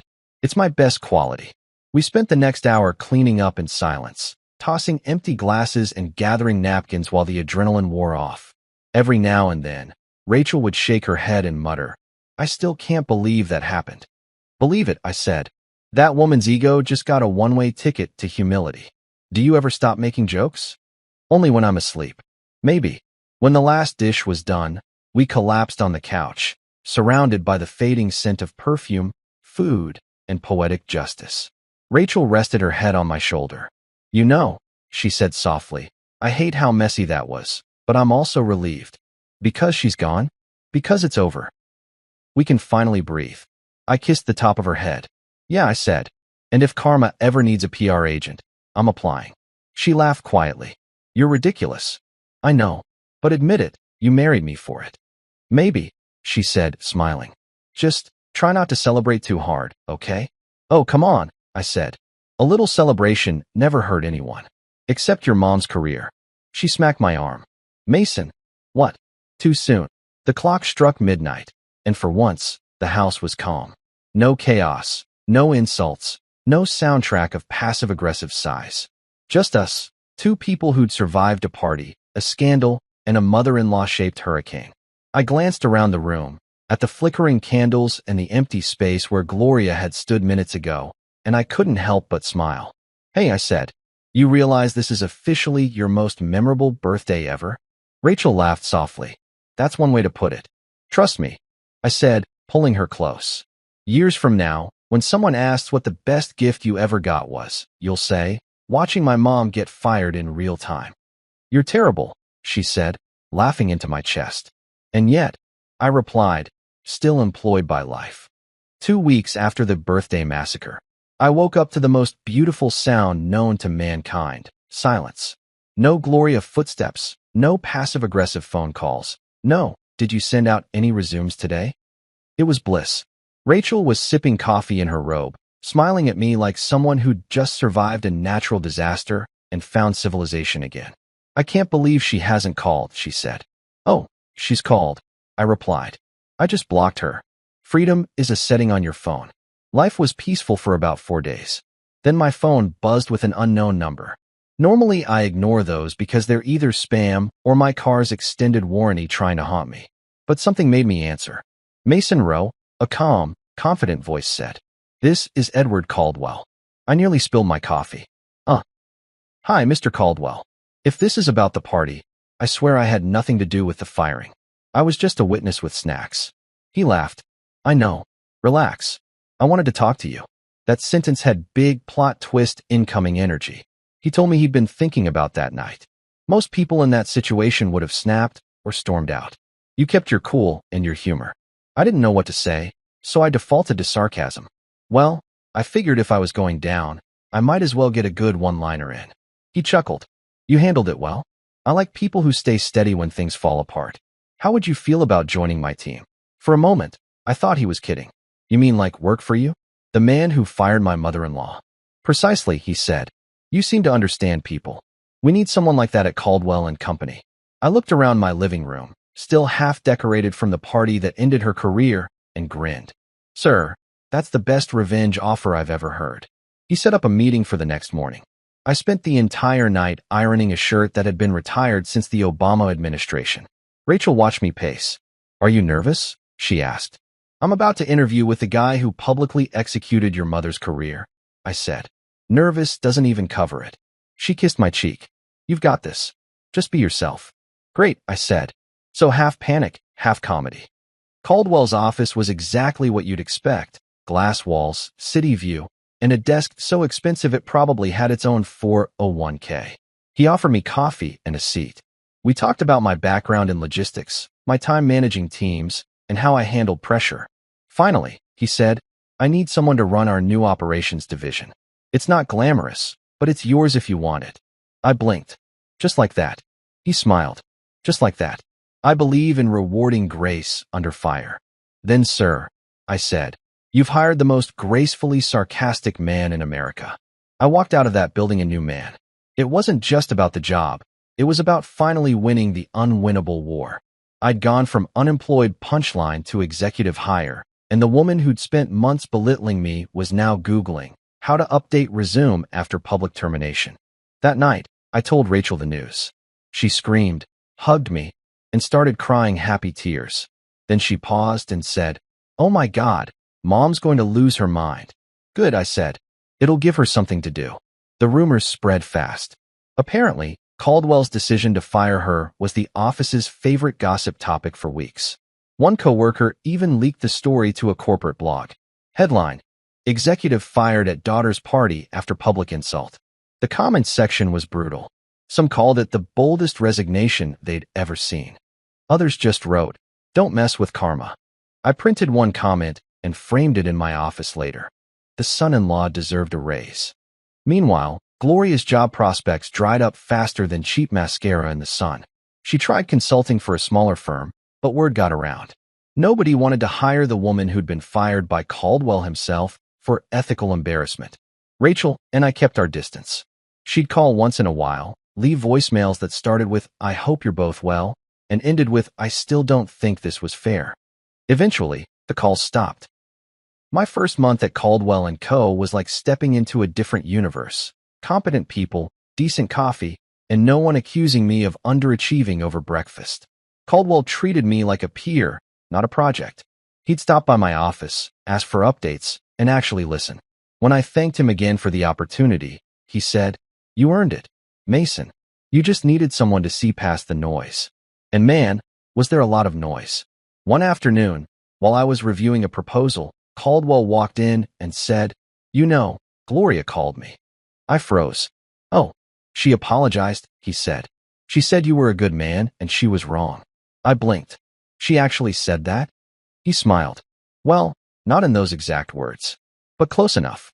For a second, I felt something I hadn't expected, pity. Maybe she finally saw what her pride had cost her. Or maybe she was just tired of fighting the mirror. That night, I came home with a bottle of champagne and 2 takeout steaks. Rachel looked at me, suspicious. "What's the occasion?" I popped the cork. "Nothing special. Just celebrating the fact that Karma's a full-time employee now." She laughed, clinked her glass against mine, and said, "To fresh starts." Fresh starts, I agreed. And as we sat there on the couch, wine in hand, lights low, I realized something simple and beautiful. Sometimes your life doesn't collapse to break you. Sometimes it just needs to fall apart so you can build it right. If there's one thing I've learned from surviving a mother-in-law with the temperament of a caffeinated general, it's that peace doesn't just arrive. It sneaks up on you when you least expect it. For me, peace came in the form of a quiet Saturday morning, 2 months after the party that changed everything. I was sitting in my favorite recliner, the one Gloria once exiled for clashing with the vibe, with a mug of coffee so perfect it could have solved minor world conflicts. Rachel was upstairs still sleeping. The sunlight poured through the blinds, and I thought, for the first time in a long time, I'm good. No drama, no shouting, no unsolicited career advice disguised as motherly concern. Just caffeine, silence, and the smug satisfaction of karmic balance. Then my phone buzzed. Unknown number. Again, I considered ignoring it. I mean, that's how all my life's chaos starts, but curiosity won. "Hello," I said. A familiar voice answered. "Mason, it's Gloria." I stared at the wall for a full 2 seconds. "Ah," I said. "The ghost of birthdays past." "Don't start," she sighed. "I wanted to talk." "Is this a threat or a request?" "Coffee," she said simply. "Just coffee, please." Now look, I'm not an idiot. I knew this had all the makings of a sequel no one asked for. But something in her tone sounded different. Not sharp, not performative, just tired. Against my better judgment, I agreed. "Fine," I said. "But if you start another monologue about my career choices, I'm faking food poisoning." We met at a small cafe downtown. Neutral ground. No chandeliers, no string quartets, no witnesses. When she walked in, I barely recognized her. Gone was the power suit queen with pearls and posture sharper than a tax audit. She looked human. Jeans, cardigan, no makeup. Her smile was small and uncertain. "Hi," she said softly. I stood, nodding. "Hi. You look less terrifying." She laughed, actually laughed. Not the kind of laugh she used to fill silence at parties, but a real one. "I deserve that," she said. We ordered coffees, black for me, oat milk latte for her, and for a few minutes, neither of us said anything. Just awkward small talk about the weather, the cafe music, and how their croissants were life-changing. It felt surreal, sitting across from the woman who once introduced me as the unemployed charity case to her boss. Finally, she sighed and said, "You're expecting an apology." I raised an eyebrow. "I'm expecting nothing. That's the only way to survive a conversation with you." She smiled faintly. "Fair, but I owe you one anyway." I blinked. "You're actually saying the A word?" "Yes," she said, staring into her cup. "I was awful. I let my pride and my reputation come before family. Before Rachel. Before you. And it cost me everything." For the first time in years, I didn't feel the urge to throw sarcasm at her. She looked genuinely small, not weak, but humbled. "Why now?" I asked. "Because silence gets loud when you lose everything," she said quietly. "And lately, I've had a lot of silence." She looked up at me. "You make Rachel happy, Mason." I didn't want to see it because if she didn't need me, then who was I? That one hit different. I took a sip of coffee just to have something to do with my hands. "So this whole time, you weren't trying to ruin us. You were just insecure?" "Exactly," she said, giving a self-deprecating smile. "Turns out even control freaks can have abandonment issues." I nodded slowly. "You know, if you'd led with that instead of 'you're not husband material,' we could have saved a lot of headaches." She laughed again. "I know. But back then, I couldn't stand not being the most important person in Rachel's life." "Trust me," I said. "You still make the top 3. We talked for over an hour. No arguments, no interruptions, just two people airing out years of bad blood." She told me she'd been seeing a therapist. I figured I owed it to society, and that she'd started volunteering at a community center teaching leadership skills. Actual leadership, she clarified. Not the kind that involves micromanaging floral arrangements. By the time we finished, the tension between us had melted into something that almost felt like friendship, or at least a ceasefire. As we stood to leave, she said, "You're good for her, Mason. For Rachel. I see that now." I grinned. "That's funny. I've been saying that for years." She rolled her eyes, smiling. "Don't ruin the moment."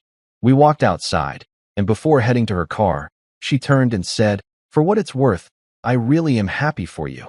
About the new job, the house, everything." "Thanks," I said. "And for what it's worth, I'm glad you're recalibrating." That's one way to put it. She hesitated, then added, "Tell Rachel I love her." "I will," I said. "And Gloria?" "Yes. If you ever plan another party, I'm moving to another state." She laughed. "Deal." Watching her drive off, I felt something I hadn't expected. Peace. Not the smug kind you get from winning an argument, but the quiet, satisfying kind that comes from finally closing a chapter. That evening, Rachel and I sat on the porch with wine, watching the sunset melt into the horizon. "So," she asked, "how'd it go?" I leaned back. Shockingly civil. She apologized. Rachel's eyebrows shot up. "She what?" "I know." I checked her pulse. It's still her. "But yeah," she admitted she was wrong. Rachel smiled softly. "That's huge." "Yeah," I said. Apparently losing her job, her status, and half her dignity was the best therapy money couldn't buy. She laughed, setting her glass down. "I'm proud of you. I know that couldn't have been easy." "Honestly," I said. It was like watching a deleted scene from an alternate timeline where Gloria's a decent human being. Weirdly refreshing. "Do you forgive her?" "Mostly. Though I reserve the right to bring it up dramatically during future arguments." "Fair," she said, leaning her head on my shoulder.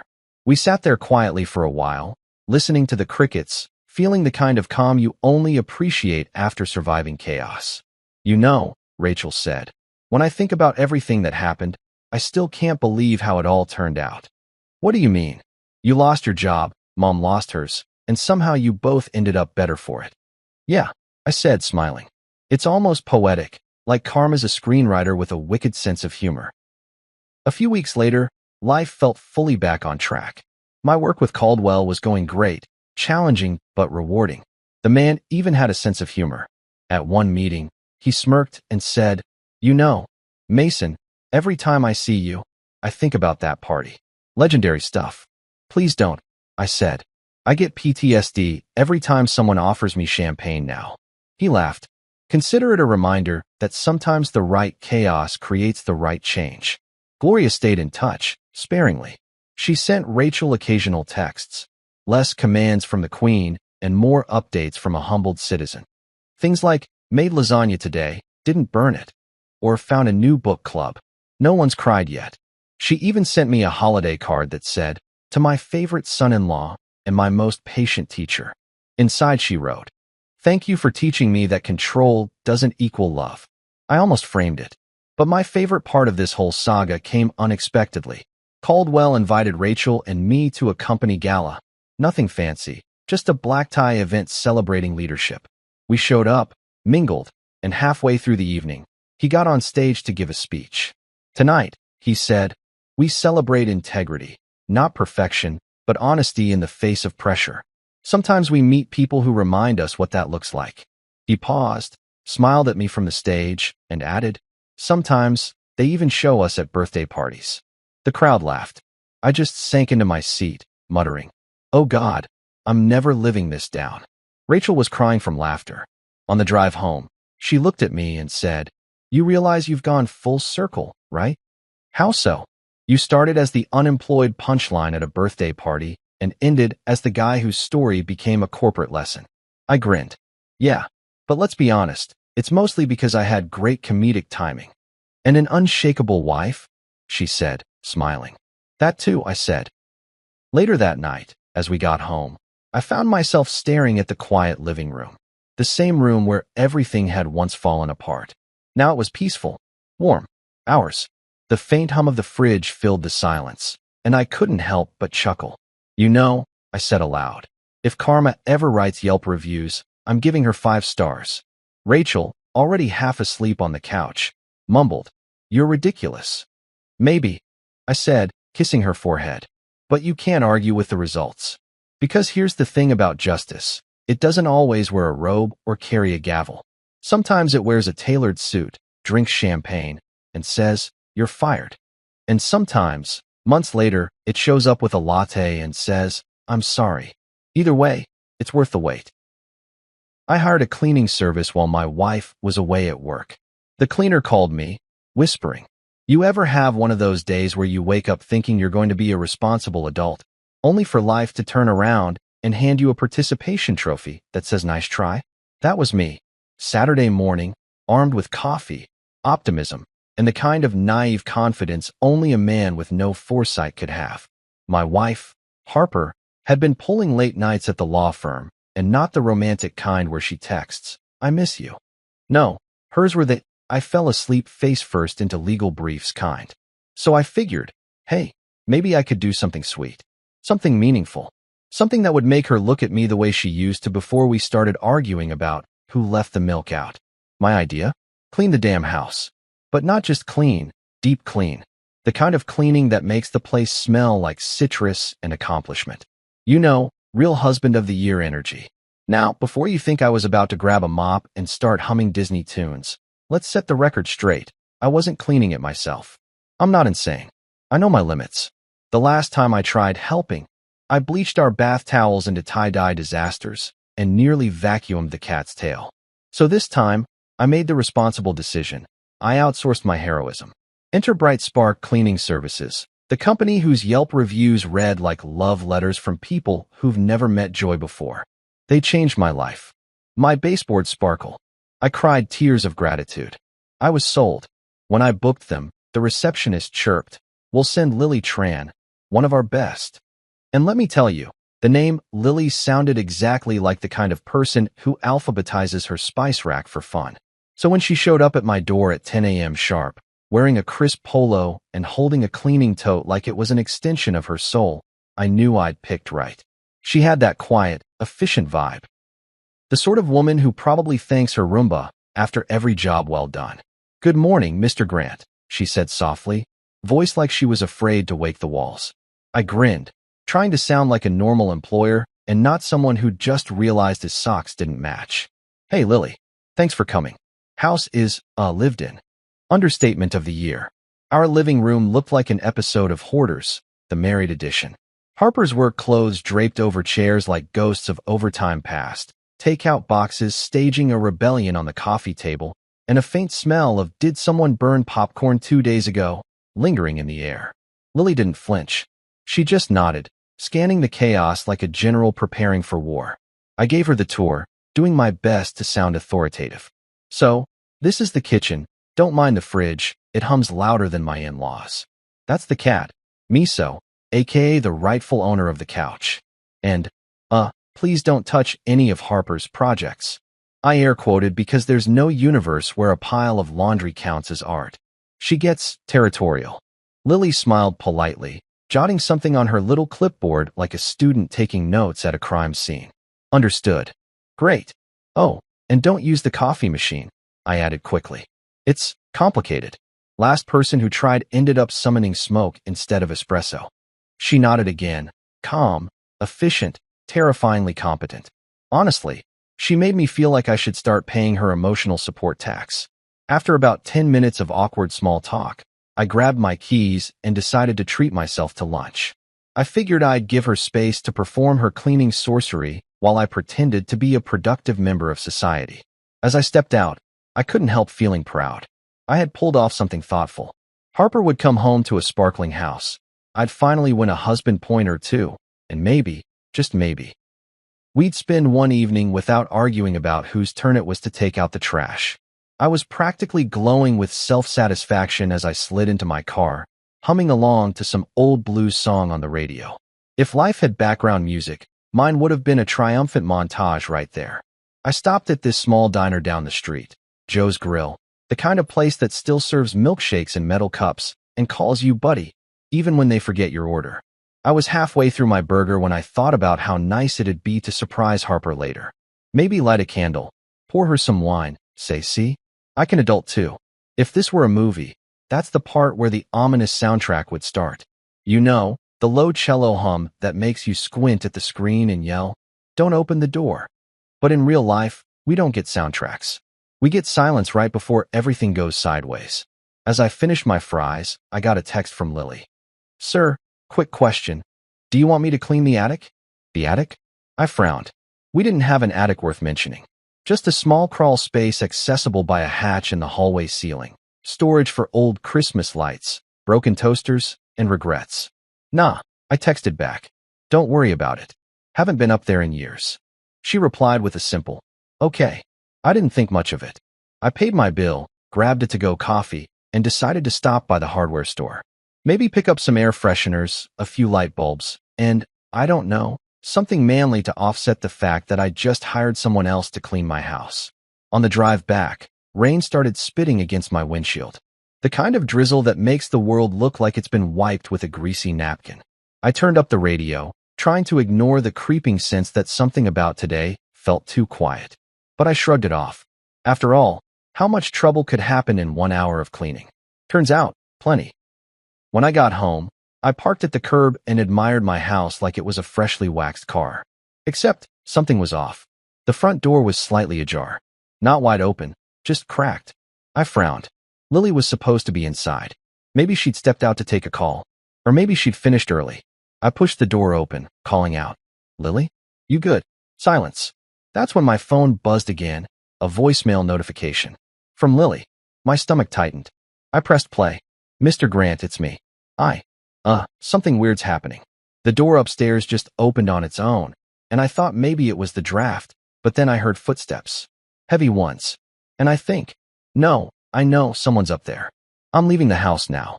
Please call me. Click. End of message. My pulse jumped like I'd just downed 3 energy drinks. I looked around the quiet living room, spotless, polished, freshly vacuumed, and felt a chill crawl up my neck. The air smelled faintly of lemon cleaner and something else. Stale, like a room that hadn't been aired out in years. I took one cautious step inside. Hello. Nothing. The rational part of my brain said, relax. Maybe she heard the house settle. The irrational part said, Yeah, and maybe the attic hatch just learned to moonwalk. I scanned the floor. Everything looked normal. No signs of a break-in. But then I noticed it. Faint footprints on the tile, leading from the hallway to the stairs. Not Lily's dainty shoe prints, but large, heavy ones. Like boots. Wet boots. I froze. The hairs on my arms stood up. I should have called the cops right then, but my dumb male pride whispered, "You can handle this." So I grabbed the nearest thing that could pass for a weapon, a broom. Because nothing says bravery like threatening an intruder with Swiffer power. I crept up the stairs, broom raised like Excalibur, listening hard. My heart was pounding so loud I was sure whoever, or whatever, was up there could hear it too. Every creak made me jump. The hallway was dim, the only light coming from the window at the far end. Harper's art project pile sat untouched, her perfume still lingering in the air. When I reached the bedroom door, I hesitated. That's when I heard it, a faint sound. A shuffle, like fabric brushing against wood, coming from above. The attic. Nope, absolutely not. I backed away, broom still clutched tight, and bolted down the stairs faster than my dignity could follow. My brain finally caught up and screamed, "Call the damn cops." I dialed 911, pacing the living room like a caffeinated squirrel. When the dispatcher answered, my voice cracked. "Hi. Yeah, so I think there's someone in my attic. Or maybe there isn't. But my cleaner saw a guy, and I just found footprints, and I'd really prefer not to die today." 15 minutes later, 2 police cruisers pulled up, lights flashing red and blue across my freshly mopped floors. Officer Jenkins, tall, mid-40s, looked like he hated paperwork more than crime, led the search. Lily showed up too, pale and clutching her cleaning bag like it held the meaning of life. The officers combed through every inch of the house, even the attic. Nothing. No one. Not even a raccoon. When Jenkins came down, he shrugged. No signs of forced entry. No prints except yours and your cleaner's. Probably just a misunderstanding. I forced a laugh. Yeah, sure. A misunderstanding that walks around in size 12s. He didn't laugh. Lily didn't either. She was still shaking, eyes darting around like the walls might move. "He looked right at me," she whispered. "He was standing in the hallway. I thought maybe he was your friend, but when he smiled, she trailed off." "What kind of smile?" I asked, voice low. "The kind that doesn't reach the eyes." I try to play it off with humor because that's my go-to defense mechanism. Maybe it was my reflection, I joked weakly. "I've been told I'm terrifying before coffee." No one laughed. Not even the cat. That's when it hit me. My brilliant plan had gone from domestic romance to psychological thriller in under 2 hours.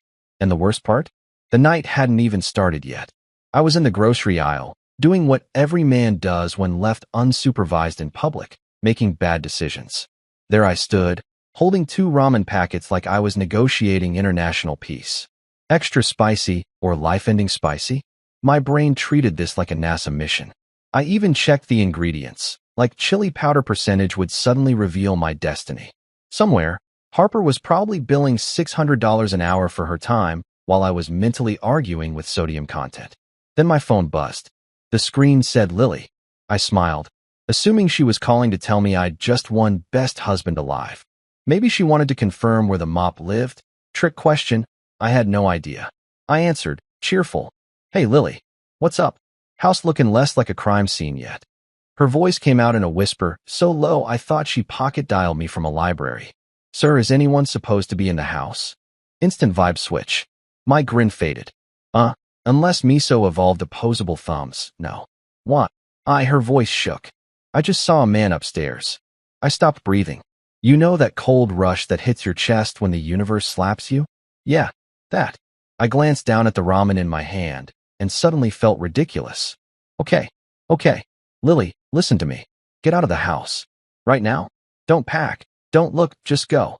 I didn't even wait for her reply before sprinting toward the checkout like a man running from student loans. My brain was juggling panic and disbelief like bad circus performers. Did we miss someone in the attic? Was it a burglar?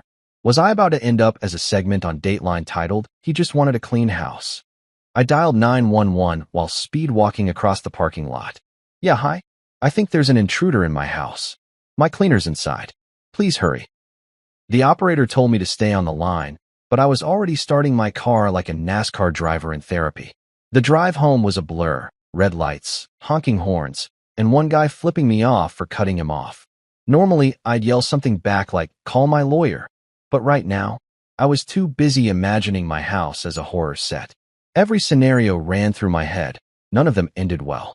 When I turned onto my street, I saw two police cruisers already parked out front, red and blue lights flashing against my windows. My stomach dropped. The scene looked like a low-budget crime drama starring, unfortunately, me. Lily was standing outside, hugging her cleaning tote like it contained the last shred of her sanity. Her face was pale, eyes darting toward the house as if expecting it to blink. I parked, barely remembering to turn off the engine before jumping out. "Lily, are you okay?" She nodded shakily. "I got out right after calling. I swear I saw someone." Officer Jenkins, same guy from earlier, built like a linebacker with the personality of a tax audit, approached me. "Mr. Grant, we've checked the premises. Nothing. No signs of forced entry. No footprints except yours and hers." I stared at him. "You sure? Because unless I sleepwalk with size 12 boots, someone's in there." He gave me that cop look, the one that says we've heard this before. "We'll do another sweep, but it looks secure." I glanced back at Lily. She was still trembling. I lowered my voice. "What did you see exactly?" Her eyes filled with tears. He was standing at the top of the stairs. Tall, maybe 6 feet. Messy hair. He looked wrong. Wrong how? Like he wasn't surprised to see me. Like he expected me. That line hit harder than caffeine on an empty stomach. I rubbed the back of my neck, trying to sound rational. "Maybe it was your reflection in a mirror?" Her head jerked. "No." He smiled. "Okay, that shut me up." I looked at the house. The door still slightly open, my reflection barely visible in the glass. The place looked harmless, but so do clowns from a distance. The officers went back inside while Lily sat in the patrol car, sipping water like it was holy. I followed Jenkins up the porch, broom still in my car, because, yeah, that was definitely going to save me. Inside, everything looked normal, too normal. The air was thick, silent except for the ticking clock. My heart synced to it like a bad drumline. We searched each room again.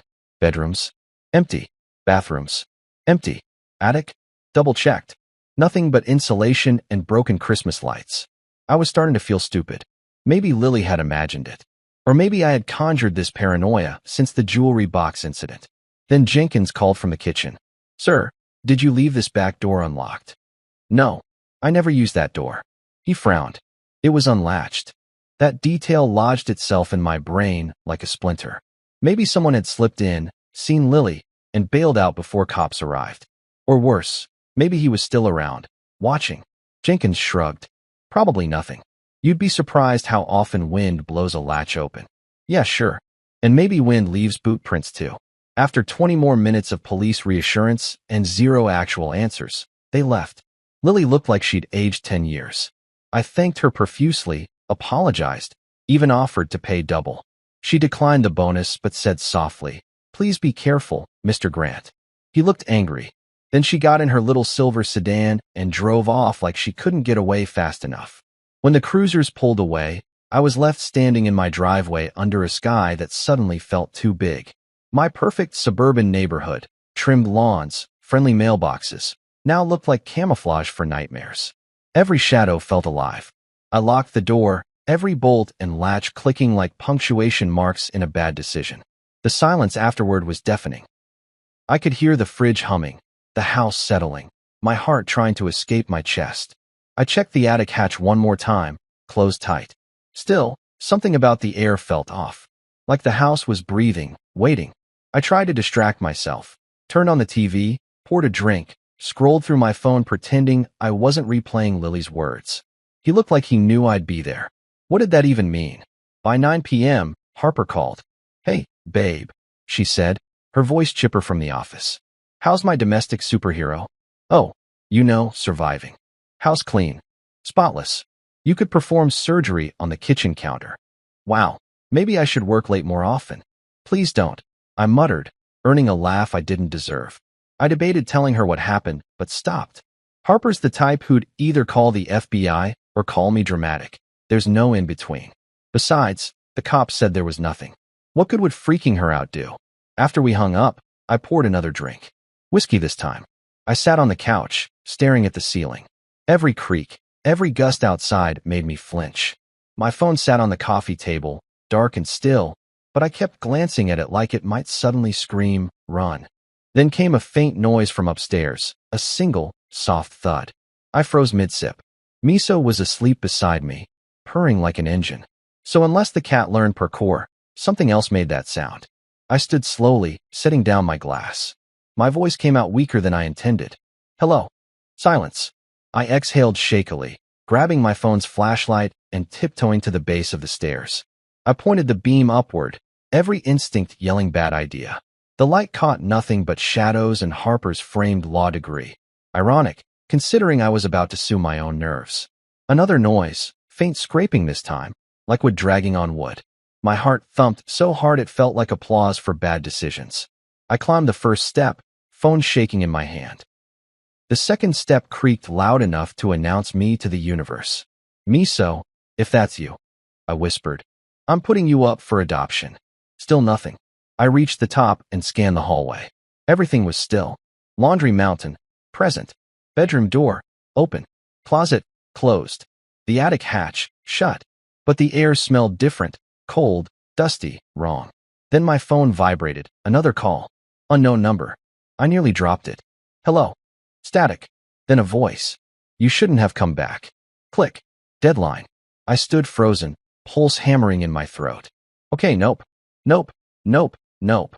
I bolted downstairs like gravity owed me money. I checked every lock again, double-latched the back door, and grabbed the baseball bat from the coat closet. The broom had been retired from active duty. I turned all the lights on. Every single one. The living room looked like an interrogation room at that point. I even left the TV playing Friends reruns for moral support. By the time midnight rolled around, exhaustion was fighting paranoia for dominance. I told myself maybe the call was spam, maybe the noise was pipes, maybe the universe just hated me specifically. Then my phone buzzed again, a text. Unknown number. "See you soon." I dropped the phone like it burned me. When I picked it up again, the message was gone. Completely. No number, no record. Just the empty chat bubble like it had never happened. Miso meowed from the couch, unimpressed. I sighed, trying to laugh. Maybe I'm losing it, huh, buddy? But even as I joked, the truth was undeniable. Something was happening. Something that didn't care about logic or comfort or how many cops I called. That night, I lay awake, the ceiling fan spinning slow circles of dread. Every so often, I thought I heard faint whispers, too soft to understand, too human to ignore. By dawn, I'd convinced myself I was imagining everything. After all, denial's cheaper than therapy. But deep down, I knew the real horror wasn't that Lily might have seen someone. It was that someone saw her first. And whoever he wasn't done watching. That night, the house decided to audition for a horror movie. Every noise suddenly sounded like a death omen. The creak of floorboards? Ghost. The ticking clock? Countdown to doom. Even the fridge made a low hum that I swear whispered, "You messed up, buddy." I tried to convince myself it was just my imagination, but my imagination wasn't buying it. It had already packed its bags and moved into panic mode. I sat on the couch, lights on full blast, blanket wrapped around me like emotional armor, watching late-night TV I wasn't even processing. Miso was curled on the armrest, giving me that judgmental cat stare that said, "You're embarrassing the species." "Don't look at me like that," I muttered. "You'd freak out too if someone might be living in your ceiling." He blinked slowly, which in cat language translates to weak human energy. The house popped again, a deep groan that came from somewhere upstairs. I froze mid-sip of my third cup of coffee. Great idea, by the way, caffeine and paranoia, the perfect marriage. Old house, I said out loud, like affirmations would save me. Except our house wasn't old. It was built in 2019. The walls were practically millennials, modern, moody, and definitely not supposed to groan. I stood up, phone flashlight in hand, scanning the ceiling like I expected eyes to peer back. Nothing, just shadows. Then I noticed something weird. Harper's jewelry box, the sacred, forbidden chest of sparkly nonsense she guards like it's the Holy Grail, was open. I never touched that thing. Last time I did, she gave me a 10-minute TED Talk on the difference between rose gold and gold. I walked over slowly. The box sat on her dresser, lid tilted open like an invitation to lose my mind. The velvet inside was empty in spots where rings used to be. Okay, nope, I whispered. Nope, nope, nope. I hadn't been upstairs since Lily called. Harper hadn't been home for days. Unless the cat had developed a taste for jewelry, someone had been up here. I texted Harper immediately. Me. Did you open your jewelry box? Harper, no. What? I stared at her reply. What was I supposed to say? Oh, no reason. Just wondering which intruder accessorized before disappearing. Yeah, that wouldn't go over well. So I just left her on read and started pacing the room. My brain went full detective, connecting imaginary dots. Maybe the guy Lily saw took something. Maybe he's been in and out, using my attic as a freaking Airbnb. Maybe I should move to a studio apartment with cameras, bars, and zero attics. Then I heard it. A thump. Soft but definite. From inside the wall. I froze. Every cell in my body screamed run. But curiosity, the same trait that kills cats and dumb husbands, made me step closer. Hello, I said, because apparently, I thought ghosts followed conversational etiquette. Silence. Then, another noise. Like fingernails dragging lightly on drywall. I backed away, grabbing the baseball bat from beside the dresser. Not today, Casper. I swung open the closet door, expecting, I don't know, a serial killer knitting sweaters. Nothing. Just Harper's mountain of shoes and a faint smell of lavender detergent. I pushed aside a row of dresses, tapped the wall, listened. The sound stopped. I exhaled slowly. Okay. You're fine. You're just tired. Except the house disagreed. A floorboard behind me creaked, loud and deliberate. I spun around so fast I nearly clocked myself with the bat. The hallway was empty. The air felt heavier now, like the oxygen was thinking twice about being there. I decided to bail. I'm not ashamed. Bravery is for people who don't pay mortgages. I grabbed my keys, scooped up Miso, who protested violently, and bolted downstairs. The living room light flickered just once on my way out, like it was winking at me. Cute. Real comforting. Outside, the night was calm. Too calm. Crickets chirped. A distant car whooshed by. I locked the door, double-checked it, and sat on the porch steps, clutching the cat like a stressed Disney princess. This is fine, I told myself. People live with weird house noises all the time. Miso yawned like he wasn't buying it either. After about 20 minutes of pretending to enjoy the fresh air, I forced myself back inside. I checked every room again. Windows closed, locks engaged, everything in place. Nothing moved. Still, I couldn't shake the feeling that the house was listening. When I finally lay down, I kept the bat beside me and left the lamp on. My phone buzzed once with a spam notification. Limited time offer. Protect your home with 24/7 security monitoring. The universe had jokes. Sleep didn't come easy. My brain ran highlight reels of every scary movie I'd ever seen, starring me as the idiot who investigates noises instead of leaving. I drifted in and out, dreams mixing with paranoia. At some point, I thought I heard footsteps, soft, measured, like someone pacing above me. When I jolted awake, the clock read 3:12 a.m. I sat up, heart pounding. You're imagining it, I muttered, but my voice didn't sound convinced. I grabbed my phone, opened the flashlight app again, and pointed it toward the ceiling. Nothing. Just quiet.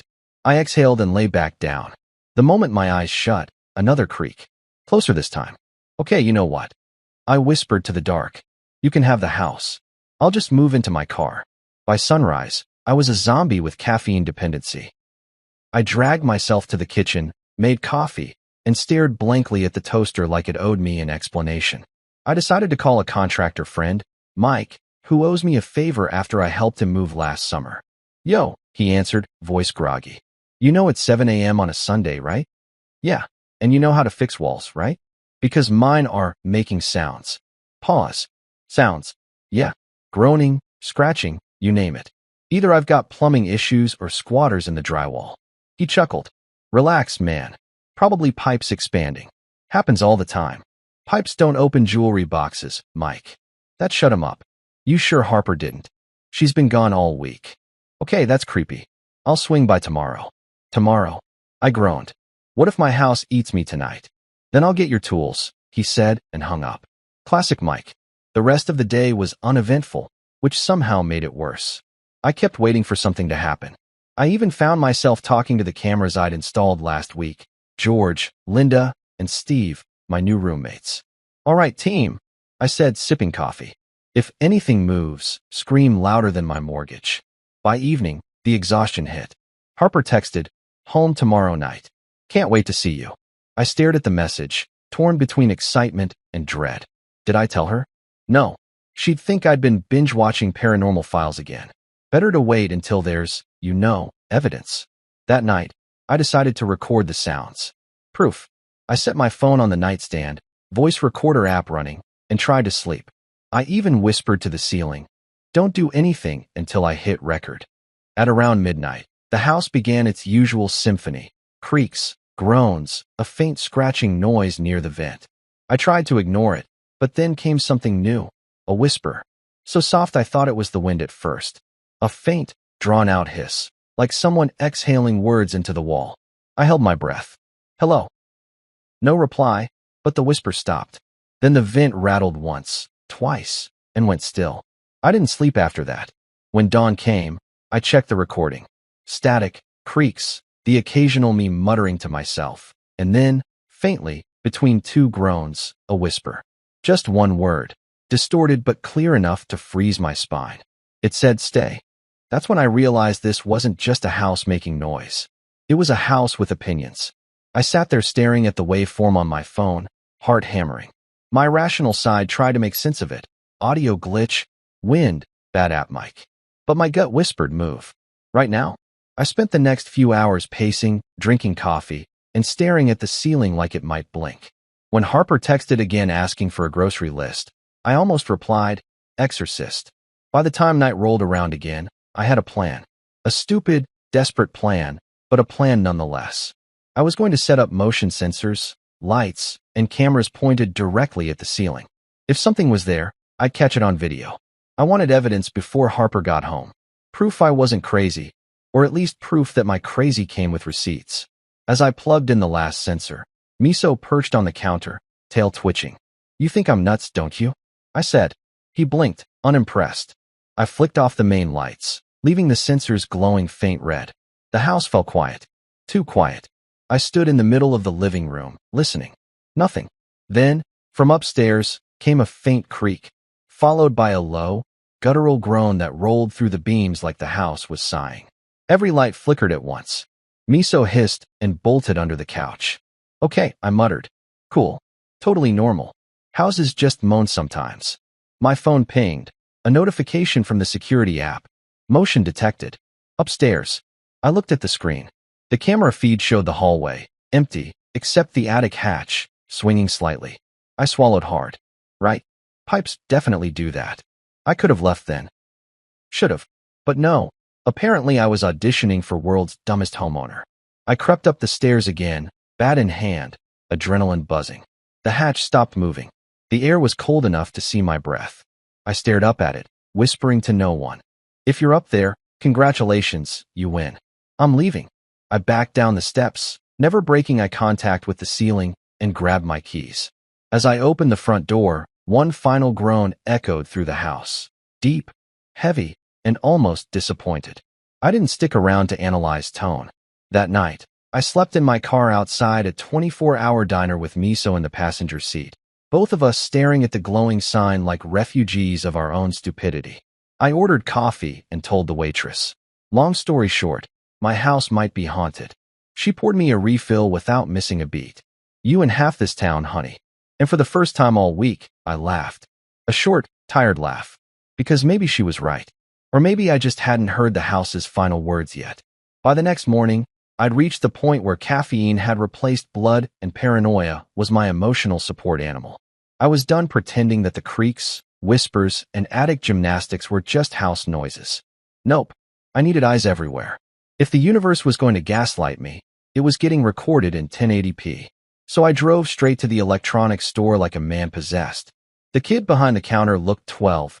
Braces, shaggy hair, that unearned confidence of someone who's never paid property tax. His name tag said Miles. He squinted at me. Morning, sir. You look like you've seen some things. I've heard some things, I muttered, eyeing a wall of security cameras like a survivalist stocking up for apocalypse season. I need cameras. Lots of cameras. Miles perked up, probably smelling commission. Home security? Or are we talking streaming setup? Neither. I just want to know if something's crawling through my ceiling at night. He blinked twice. Like rats. Like tall rats with human hair and a grudge. The kid didn't even flinch. Gen Z, man. You could tell them Bigfoot runs a podcast, and they'd ask for the link. Cool. You'll want the Guardian Pro kit. Motion sensors, night vision, app control. 10-camera package.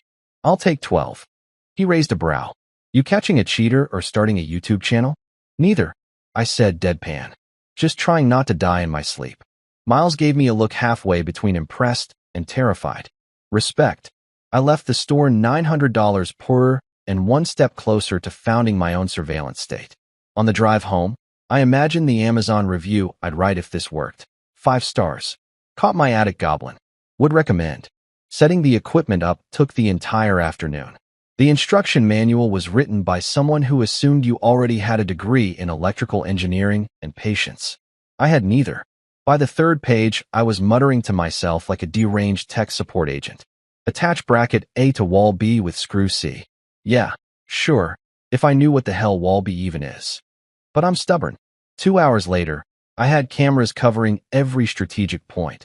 Hallways, bedrooms, kitchen, even one pointed directly at the attic hatch.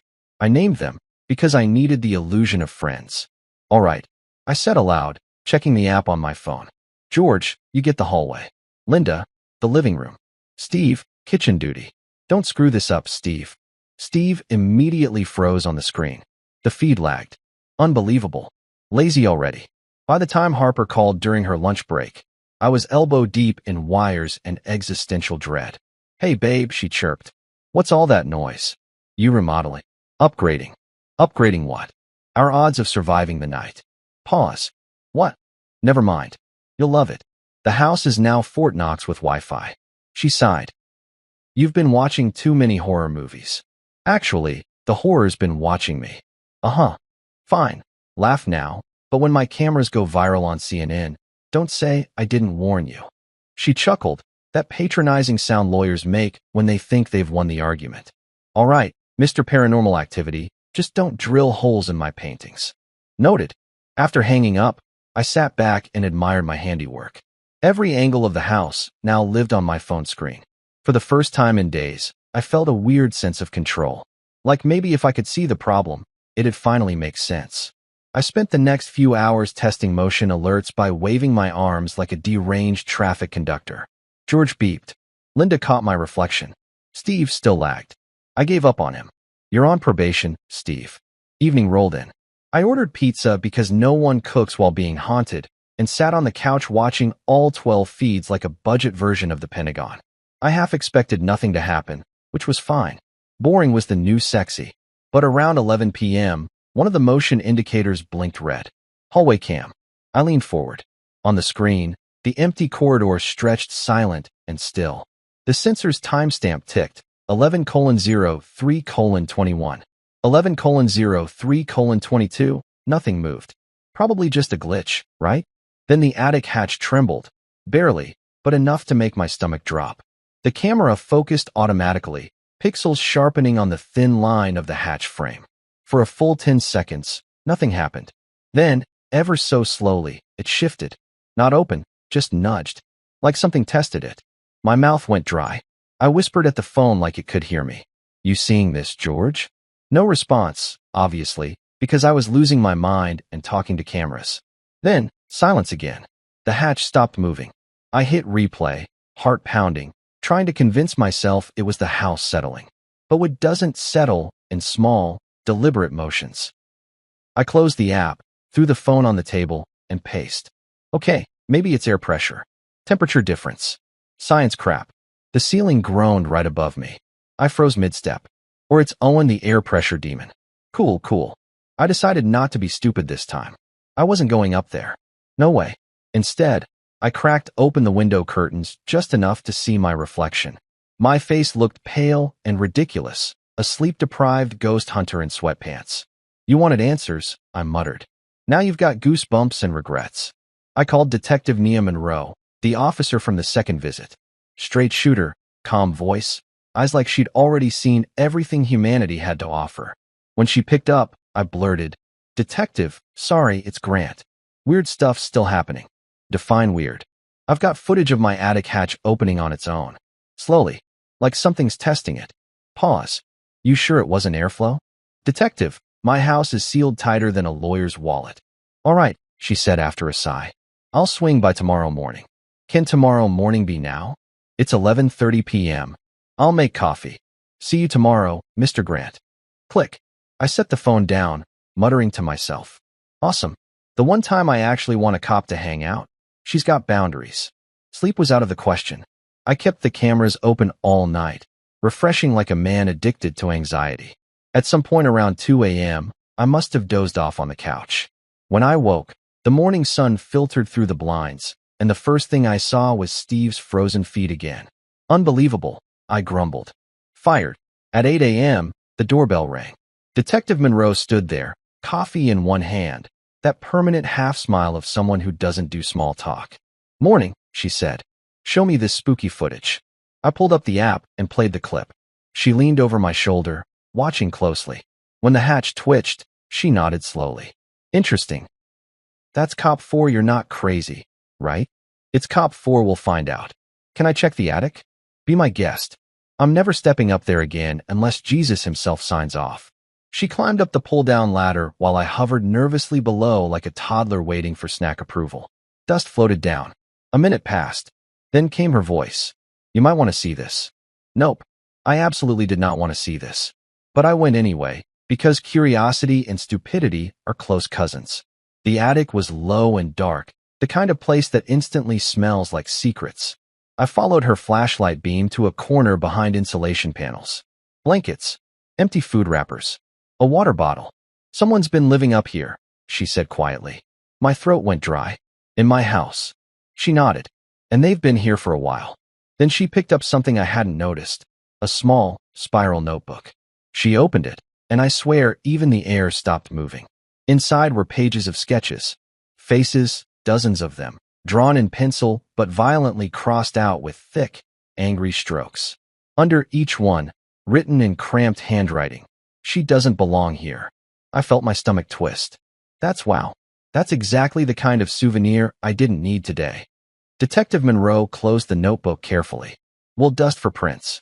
You and your wife should stay somewhere else tonight. I nodded dumbly, still staring at the spot where someone had been sleeping above my head. The thought hit like ice water. He'd been there while I showered, ate dinner, slept. My so-called harmless noises hadn't been the house at all. They'd been him. On our way down, I tried humor to keep from unraveling.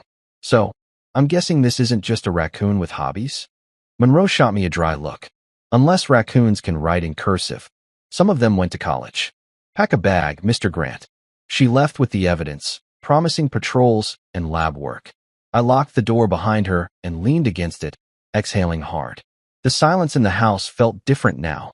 Not eerie, just empty. Like it had been holding its breath too. I grabbed my phone and scrolled through the footage again, staring at that moment the hatch moved. Behind it all, I could hear faint scratching, subtle, rhythmic, almost human. That was the night my paranoia stopped being paranoia and became fact. I looked up at the ceiling one last time and muttered, DIY spy level 100, baby. But somehow, I still feel like I lost. I've seen horror movies where the idiot rewinds the cursed tape, and every time I yell, don't. Apparently, I yell at myself now, because guess who stayed up re-watching attic footage like it was Shark Week? Home Invasion Edition. Detective Monroe had taken the creepy sketchbook, but she hadn't taken my insomnia. So I parked myself on the couch with a blanket burrito and a bowl of pretzels, ready to confirm that the universe really did hate me. At exactly 2:13 a.m., the timestamp that would soon become my emotional support trauma, the motion alert pinged. The app buzzed, the little red dot blinked, and half asleep me thought, probably me so. Spoiler, it wasn't the cat. I opened the feed and instantly forgot how lungs worked. On screen, the attic hatch moved. Slow, deliberate, like someone savoring the drama. A pale hand slid through the crack. Thin fingers, dirt under the nails, the kind of hand that's seen more crawl spaces than daylight. Then the rest of him followed.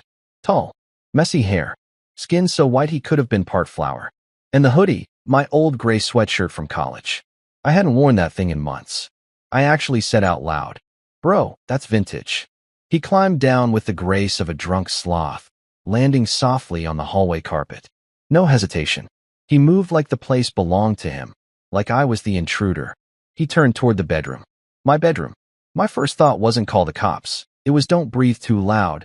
You'll scare the Wi-Fi. He paused by the door, head tilted, listening. I watched, paralyzed, while 213 became 214. He reached for the doorknob, then stopped, just stood there, staring at the bed. My bed was empty because I'd passed out on the couch downstairs, wrapped in my dumb, world's best husband blanket Harper bought as a joke. The irony wasn't lost on me. For 6 full minutes, he didn't move. 6. I counted. He just watched, breathing slow, shoulders rising and falling, like he was memorizing the space. Then, without warning, he turned and walked back down the hall. Camera George followed him until he reached the ladder, climbed up, and disappeared into the darkness. Hatch closed. Gone. The timestamp froze at 2:19 a.m. I sat there, phone shaking in my hands, whispering to no one. Well, guess I'm never sleeping again. I replayed it 3 more times because apparently trauma needs multiple takes. Same sequence, same ghostly confidence, same sweatshirt. I noticed tiny details I'd missed. The dirt smudges on the wall, the faint reflection of his face in a picture frame. He wasn't just pale, he was gray, like the color had drained out of him.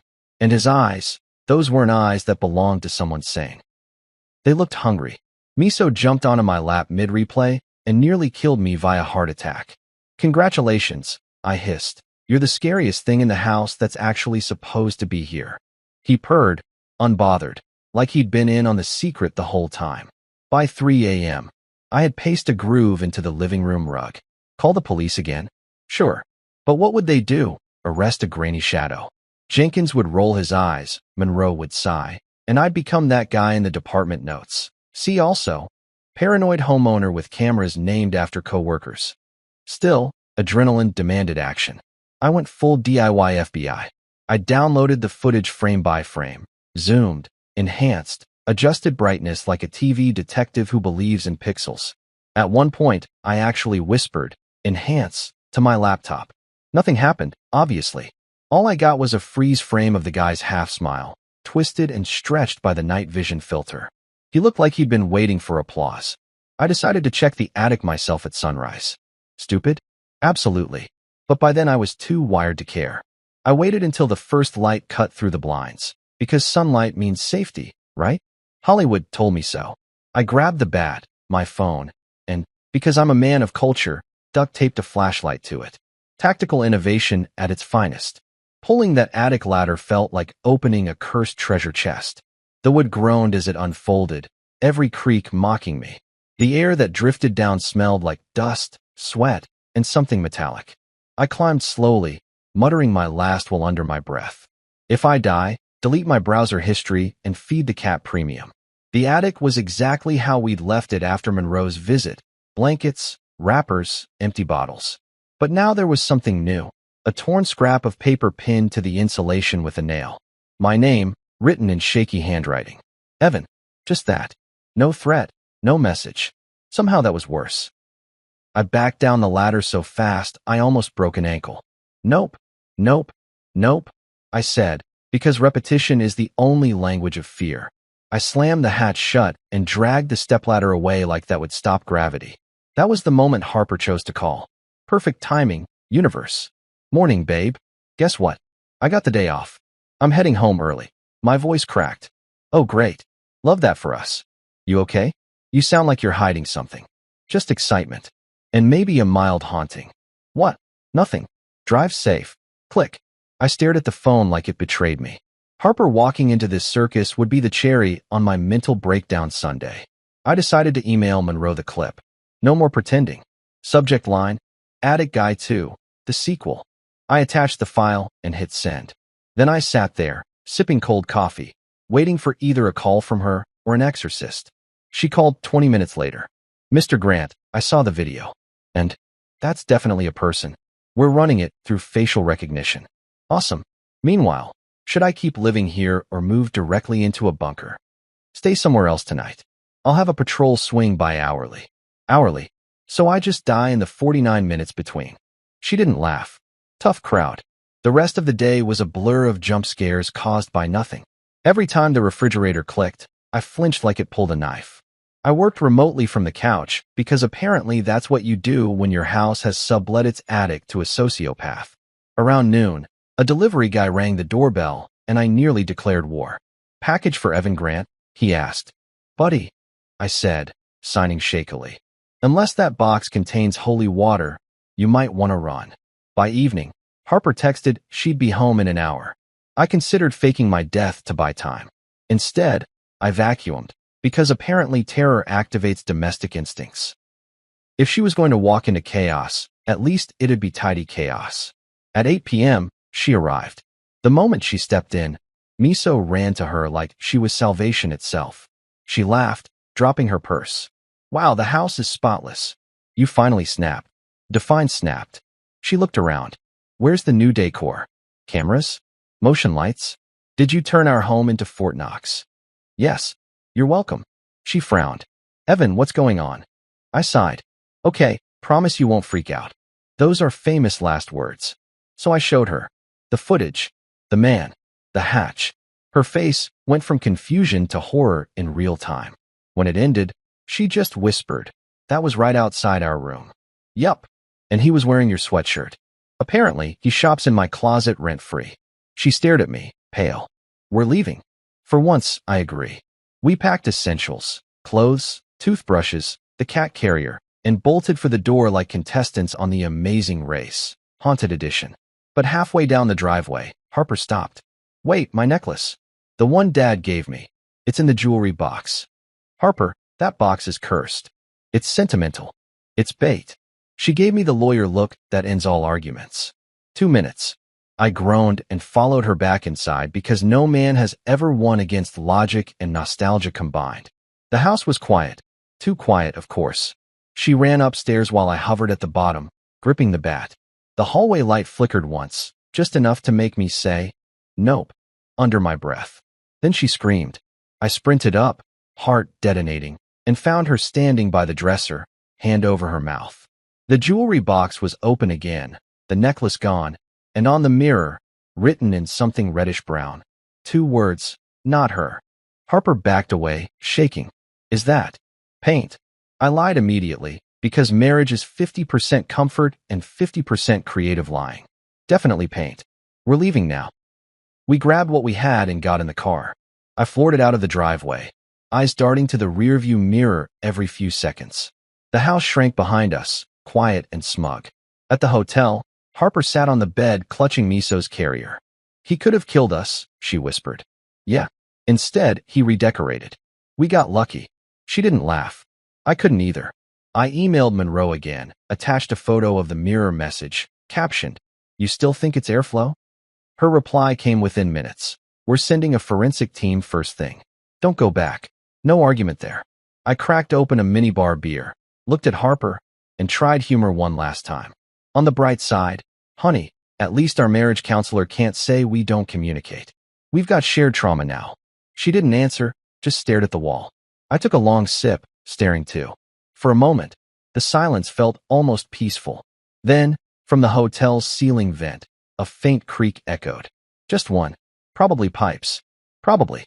I glanced up, muttering to myself, "If you followed me here, at least start paying rent." And right then, my phone buzzed with a new motion alert from home. 2:13 a.m. again. I didn't open it. I just turned the screen face down and whispered, "Nope, not tonight." Morning arrived, and for the first time in my life, I was disappointed to see sunlight. It didn't feel like safety anymore. It just meant I had to start pretending everything was normal again. Harper was still asleep in the hotel bed, half buried under the blanket, while I sat in a chair by the window, sipping burnt lobby coffee and trying to convince myself I hadn't imagined the last 48 hours. Spoiler, I hadn't. The photo of the mirror message on my phone said otherwise. At 8:02 a.m. sharp, Detective Monroe called. Her voice sounded like black coffee, strong, no sugar. "Mr. Grant, we're at your house. You might want to come. Come back there?" That's bold of you to assume I'm still emotionally attached to that mortgage. I think you'll want to see this. I looked at Harper, still sleeping, face soft and tired. "We'll be there in 30, I lied. I wasn't bringing her within 10 miles of that attic. I left her a note. Breakfast downstairs. Don't panic. Might bring holy water. And drove home with Miso in the passenger seat because I'd seen enough movies to know cats can sense evil. If he hissed, I was flooring it. The house looked deceptively peaceful in daylight. No flashing lights, no ominous fog machine. Just my clean little suburban crime scene, pretending it hadn't hosted a squatters' convention in the ceiling. 2 patrol cars idled out front. Monroe met me at the door wearing latex gloves, and that same unshakable calm that made me both trust and resent her. "Morning," she said, like this was just another Tuesday. "We found a few things." She led me inside. The air smelled like bleach and stale fear. A forensics tech was photographing the hallway while another dusted the attic ladder for prints. "Good news," Monroe said. "You were right. Someone lived here. The insulation's flattened, and there are fresh food wrappers from about a week ago." "Fantastic," I said. "Do I get a discount on property tax for providing affordable housing to lunatics?" She ignored me, walking toward the kitchen. "We also found this." She pointed at a muddy trail of partial footprints, bare feet, wide-set toes, leading from the attic ladder to the back door. "Whoever it was left last night. So he's gone. For now. Great. Nothing like an open-ended threat to start your day." One of the techs called from the attic. "Detective, there's a notebook up here." Monroe and I climbed up, though I made sure she went first because my chivalry ends where nightmares begin. The attic looked worse than before. Someone had been rearranging things. Blankets moved, trash spread out, a little pile of what looked suspiciously like trinkets in the corner. Monroe crouched and picked up the notebook with tongs. "Same handwriting as before," she said. The first few pages were more sketches, faces, all with the eyes scratched out, but new ones included. People I actually recognized. My neighbor Mrs. Patterson, the mailman. And then, at the bottom of the stack, a drawing of Harper. Her hair, her smile, perfect. Except this one hadn't been scratched out. Instead, beneath it, in heavy pencil strokes, "She doesn't belong here." I felt my stomach twist. That line again. What does that even mean? Monroe glanced at me. Could be fixation, could be delusion. He may have fixated on your wife for some reason. Lucky us. As she bagged the notebook, something shiny caught my eye among the junk pile. I reached down, earning a death glare from her for touching evidence, and picked up a small silver chain. Harper's necklace, the one she'd gone back for. I held it up, trying to keep my voice steady. "Guess he wanted a souvenir." The detective exhaled. "This is turning into a stalker case. We'll run prints and check local shelters, abandoned buildings, anywhere someone like this could hide." "Define someone like this." "The kind who leaves notes and collects personal items," she said flatly. "Obsessive, territorial, unpredictable." Wonderful adjectives. Really reassuring. We climbed down, and she dispatched the techs to sweep the rest of the property. I followed her outside, rubbing the back of my neck. "So what do I do? Burn the house down? Move to Canada? Stay at the hotel for now? Change your locks, install floodlights? We'll keep a patrol on rotation." "You're saying that like I'm sleeping again anytime soon." She actually cracked a small smile. "Try. And keep your phone on." When she left, I stood in the driveway staring at the house. It looked empty, harmless. But I could feel him in there, his presence clinging to the walls like mold. I opened my car door, ready to leave, when I noticed something odd on the hood. A folded piece of paper under the wiper. I unfolded it slowly, half expecting a jump scare.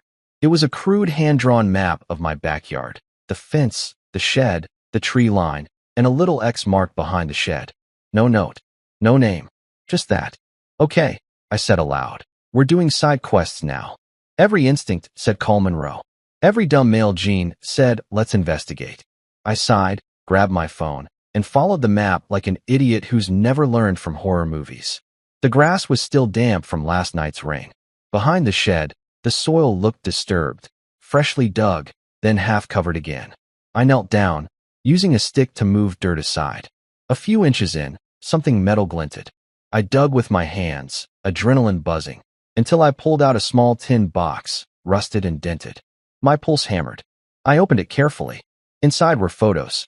Old ones. Printed snapshots of me and Harper, taken from outside the house. Us in the kitchen. Harper watering the lawn. Me taking out the trash. Some were zoomed in, grainy, but definitely us. Someone had been watching for months. The bottom of the box held a single Polaroid, me asleep on the couch. Date stamped 2 weeks ago. I dropped it like it burned. Oh hell no.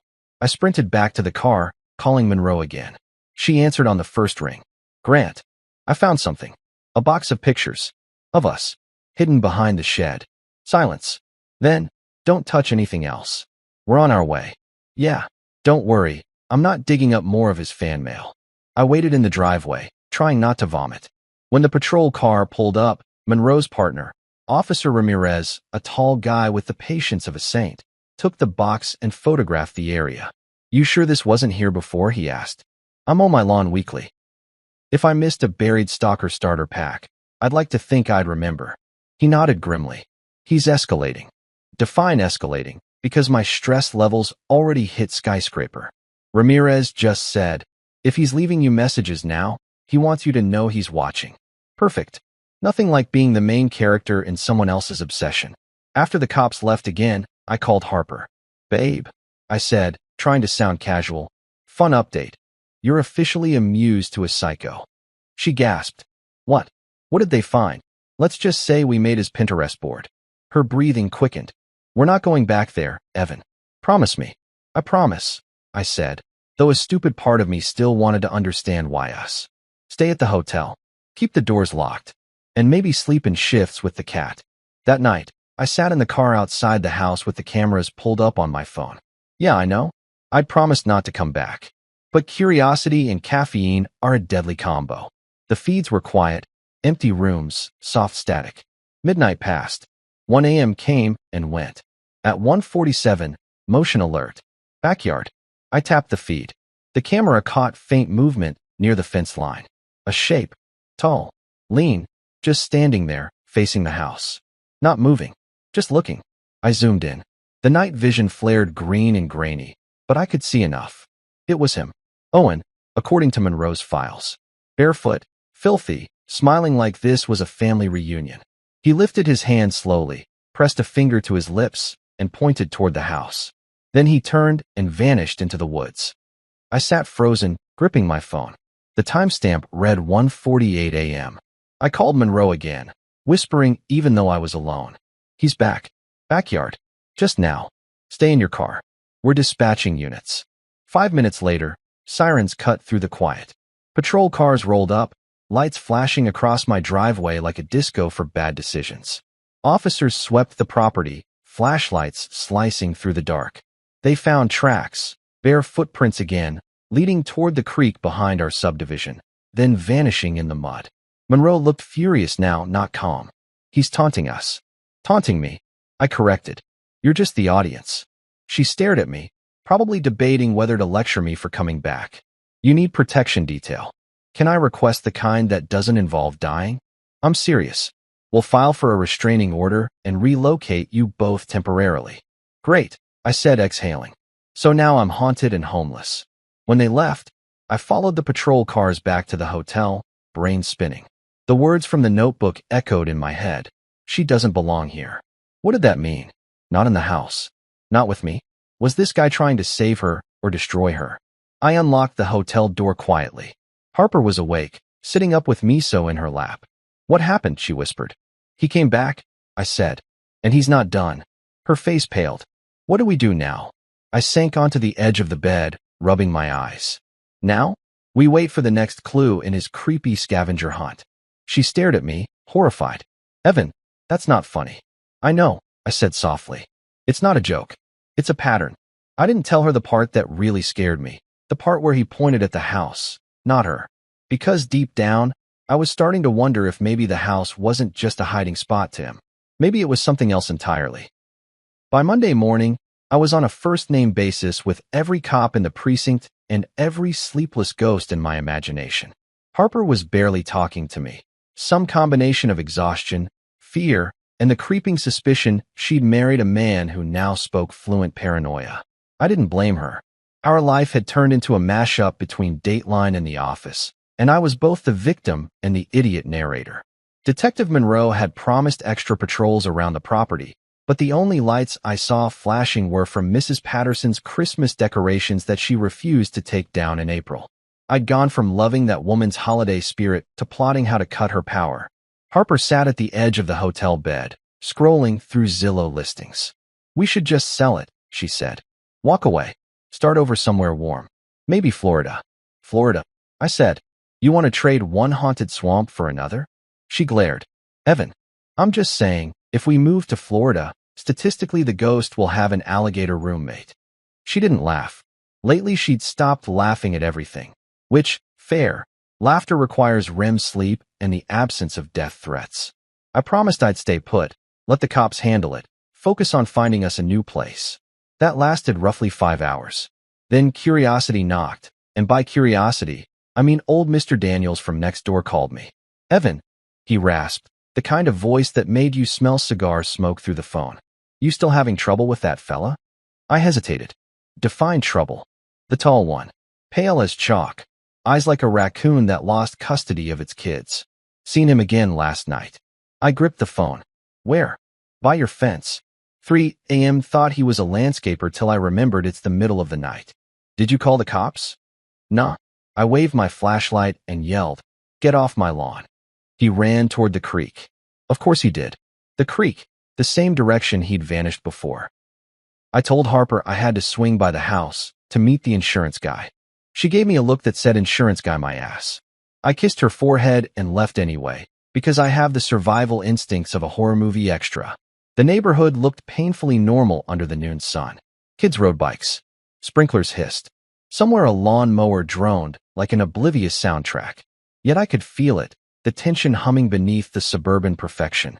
My house sat there, blinds closed, pretending it hadn't been ground zero for a stalker's Airbnb. Mr. Daniels shuffled out of his porch chair as I pulled up. He was in his 70s, retired Air Force, the kind of man who still ironed his socks. "Told the officer what I saw," he said, pointing a shaky finger toward the fence. "Tall fella, hoodie, carrying a toolbox." "A toolbox?" "Yeah. Thought he was one of them contractors at first. Walked like he knew where he was going." I peered at the fence line. The grass was pressed down, faint tracks leading toward the creek. "Did you get a good look at his face?" Daniel squinted. "Couldn't. Shadows." But he smiled when the light hit him. Not a normal smile. The kind that says, "I know where you sleep." Cool. Totally fine. I love that for me. Inside the house, everything smelled faintly of disinfectant from the forensics cleanup. My own reflection in the window startled me. I looked like the ghost now. I checked every camera, every sensor. All green. No movement since last night. Still, I couldn't shake the feeling that I was being watched. You ever stand somewhere so quiet you start hearing your own blood? That was the vibe. I went into the kitchen to grab bottled water and noticed something odd. One of the cameras, Steve, the eternally lazy one, had been unplugged. The cord hung loose from the outlet. I stared at it. I definitely hadn't unplugged him. "Steve," I muttered, "if you betrayed me, I'm deleting your cloud account." I plugged it back in, checked the feed. Static, then normal. I was about to leave when a knock hit the back door. Soft. Deliberate. My heart stopped. I turned slowly. Through the glass, a woman stood on the porch, mid-30s, messy blonde hair, wide eyes. She looked terrified. "Please," she mouthed. "Can I come in?" Every alarm in my brain went off. This was how horror movies started. Random strangers begging entry seconds before the plot murders you. But she looked real. Human. Desperate. I cracked the door an inch. "Who are you?" "My name's Jenny," she said quickly. "I live 2 blocks over." "You're the guy from the news, right? The one with the man in the attic?" I exhaled. "That's me. Neighborhood celebrity." She glanced behind her, nervous. "I think he's been in my house too." Okay, that sentence required coffee and emotional support, neither of which I had. Start from the beginning.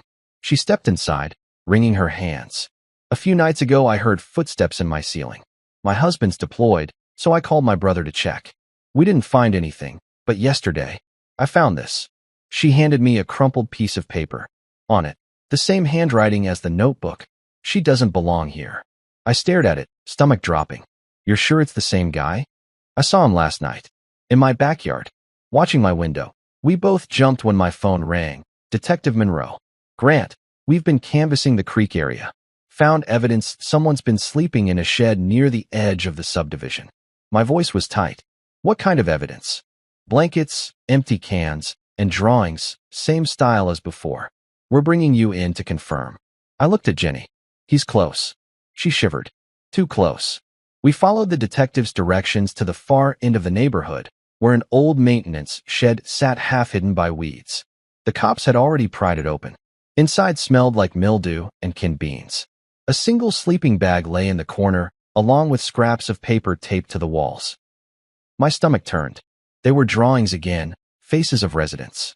Mr. Daniels, Mrs. Patterson, Jenny, me, and right in the center, larger than the rest, Harper. She's the only one not crossed out, Monroe said quietly. Jenny covered her mouth. Oh my God. I forced myself to look closer. Beneath Harper's portrait were 3 words this time.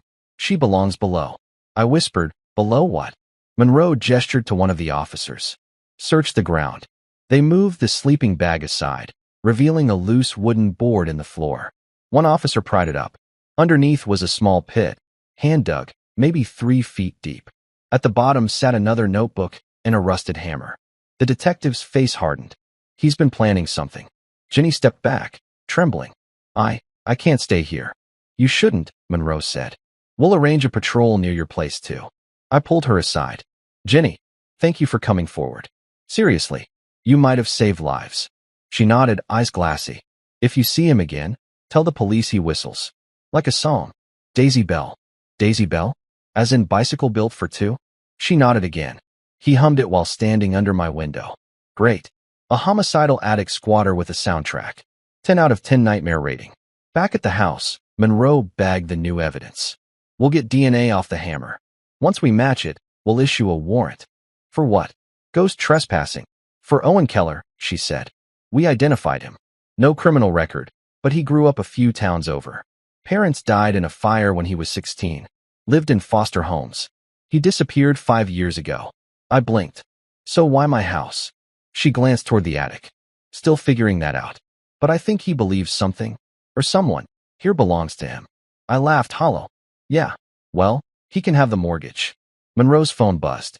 She answered, listened, then looked at me sharply. Units just spotted movement near the creek again. We're going. I followed her outside despite her glare that clearly said stay put. Old habits die harder than ghosts. We reached the creek line within minutes, flashlights cutting across the mud. Something moved in the trees, a flash of gray hoodie, and vanished. Officers spread out, shouting commands. Police, show your hands. Nothing but the rush of water and the occasional frog that clearly didn't care about law enforcement. Then a voice drifted from the dark. Low, calm. She doesn't belong here. The sound came from everywhere at once, bouncing off the trees. Harper's name echoed in my head. Monroe motioned for silence. We listened. Nothing. Then a soft whistle. Daisy Bell. Every hair on my neck stood up. Where is he? I whispered. Monroe scanned the brush. He's watching. Yeah, no kidding. A shadow darted between the trees.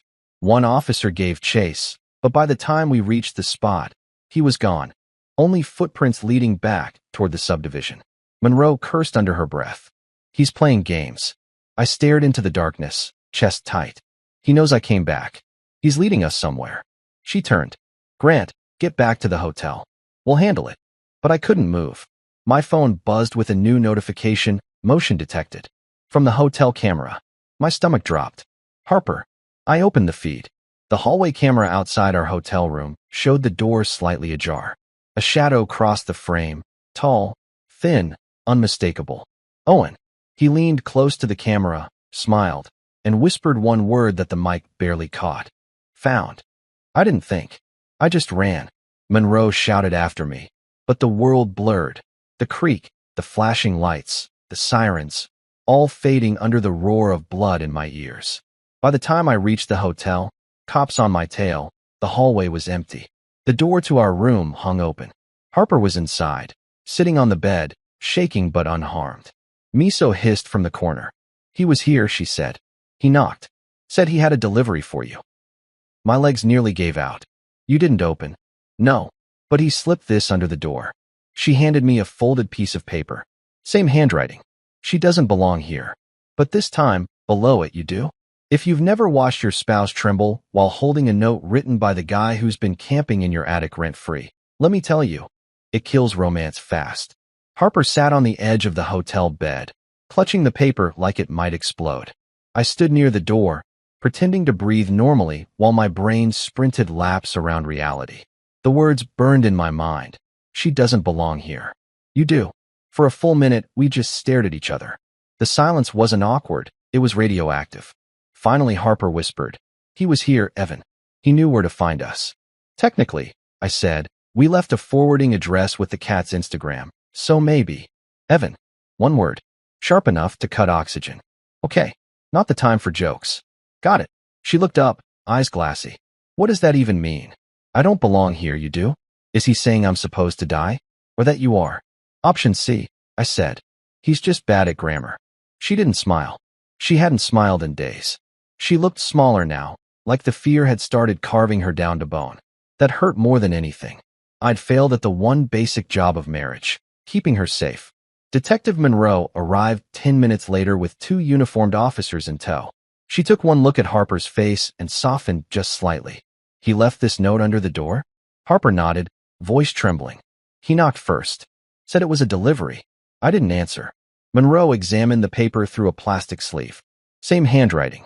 "He's escalating again, getting bolder." I snorted. "Bolder? The guy's already collecting souvenirs and writing us fan mail. What's next, a group chat?"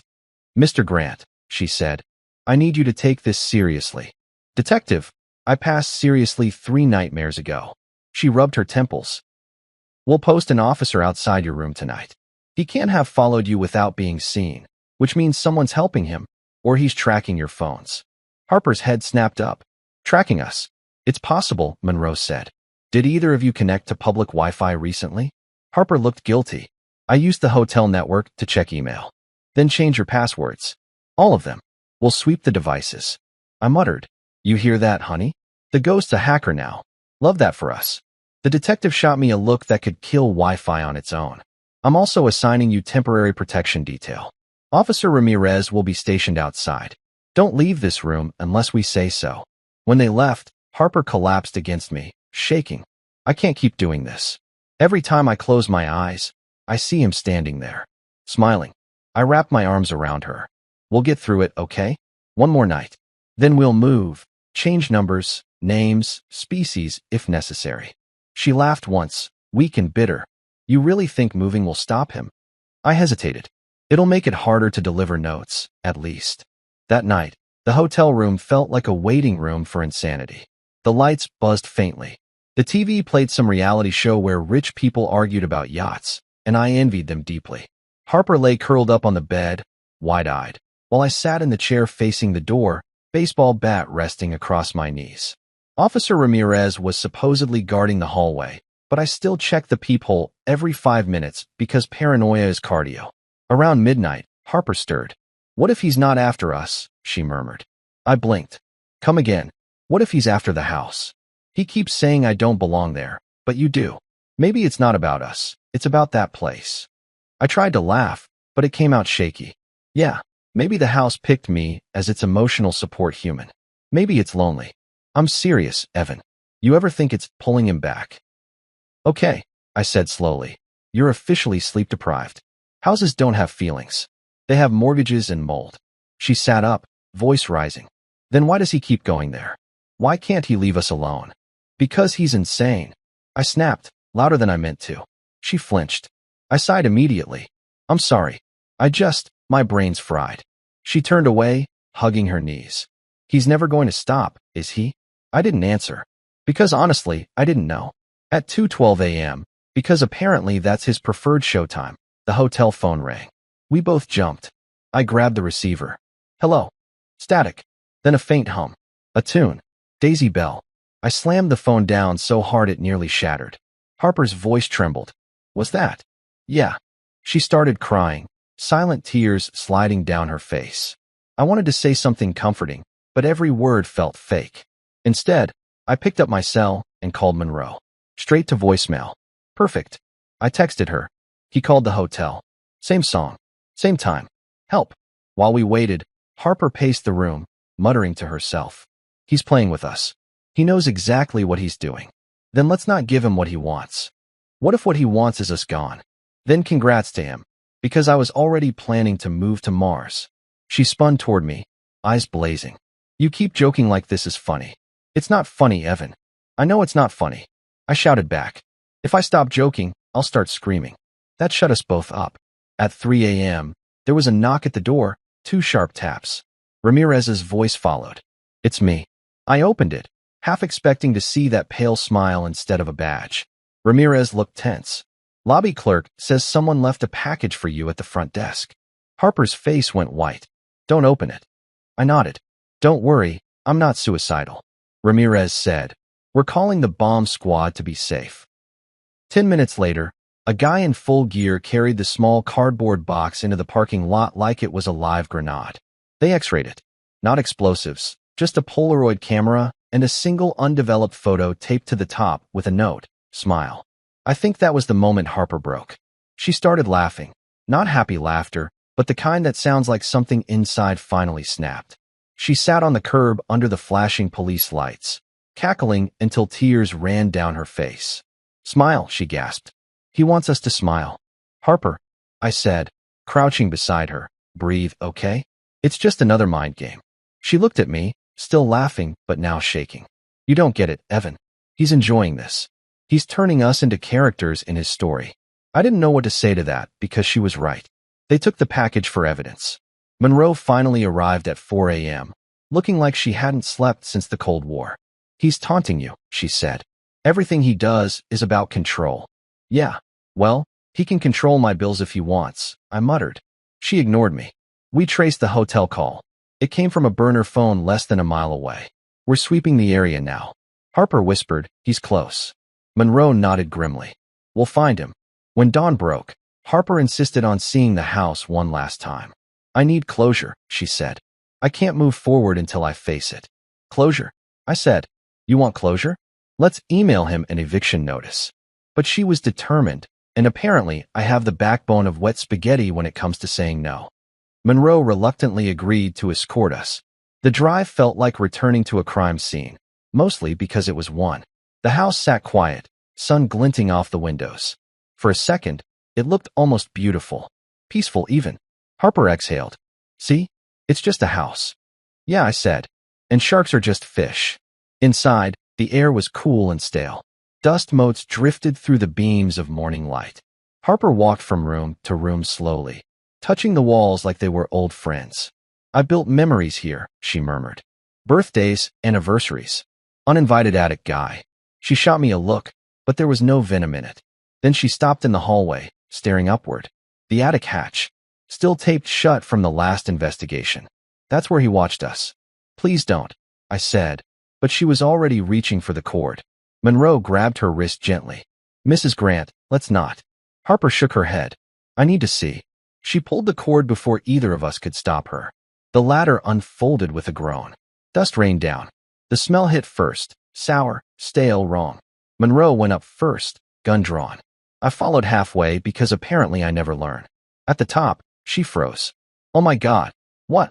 Come up slowly. I climbed 2 rungs and saw it. A crude mural on the attic wall, drawn in charcoal. A family. Me, Harper, the cat. But the figure of Harper was crossed out violently, black streaks covering her face.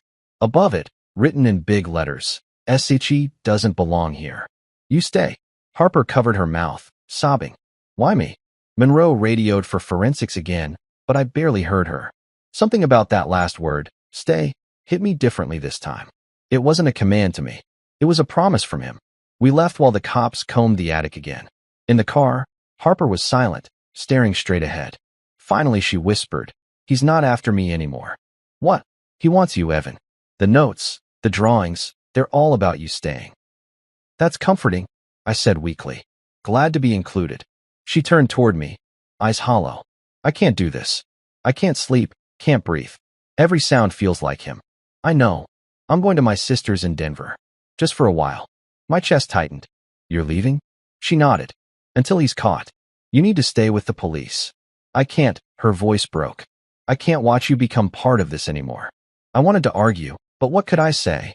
She was right. I dragged her through hell. We said goodbye in the parking lot. She hugged me tight, then pulled away, wiping her eyes. Please don't go back there. I lied and said I wouldn't. As her car disappeared down the street, I stood alone beside the house, listening to the wind whisper through the trees. For a moment, it almost sounded like humming. Daisy Bell. I looked up at the attic window. A shadow moved behind it, tall, thin, patient.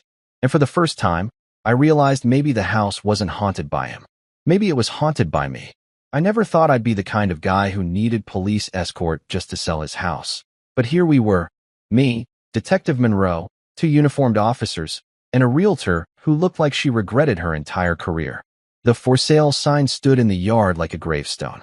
Harper was gone, staying with her sister in Denver, and the house that once smelled like pancakes and chaos now just smelled like Lysol and trauma. Technically, we didn't need to come back. The paperwork was handled electronically.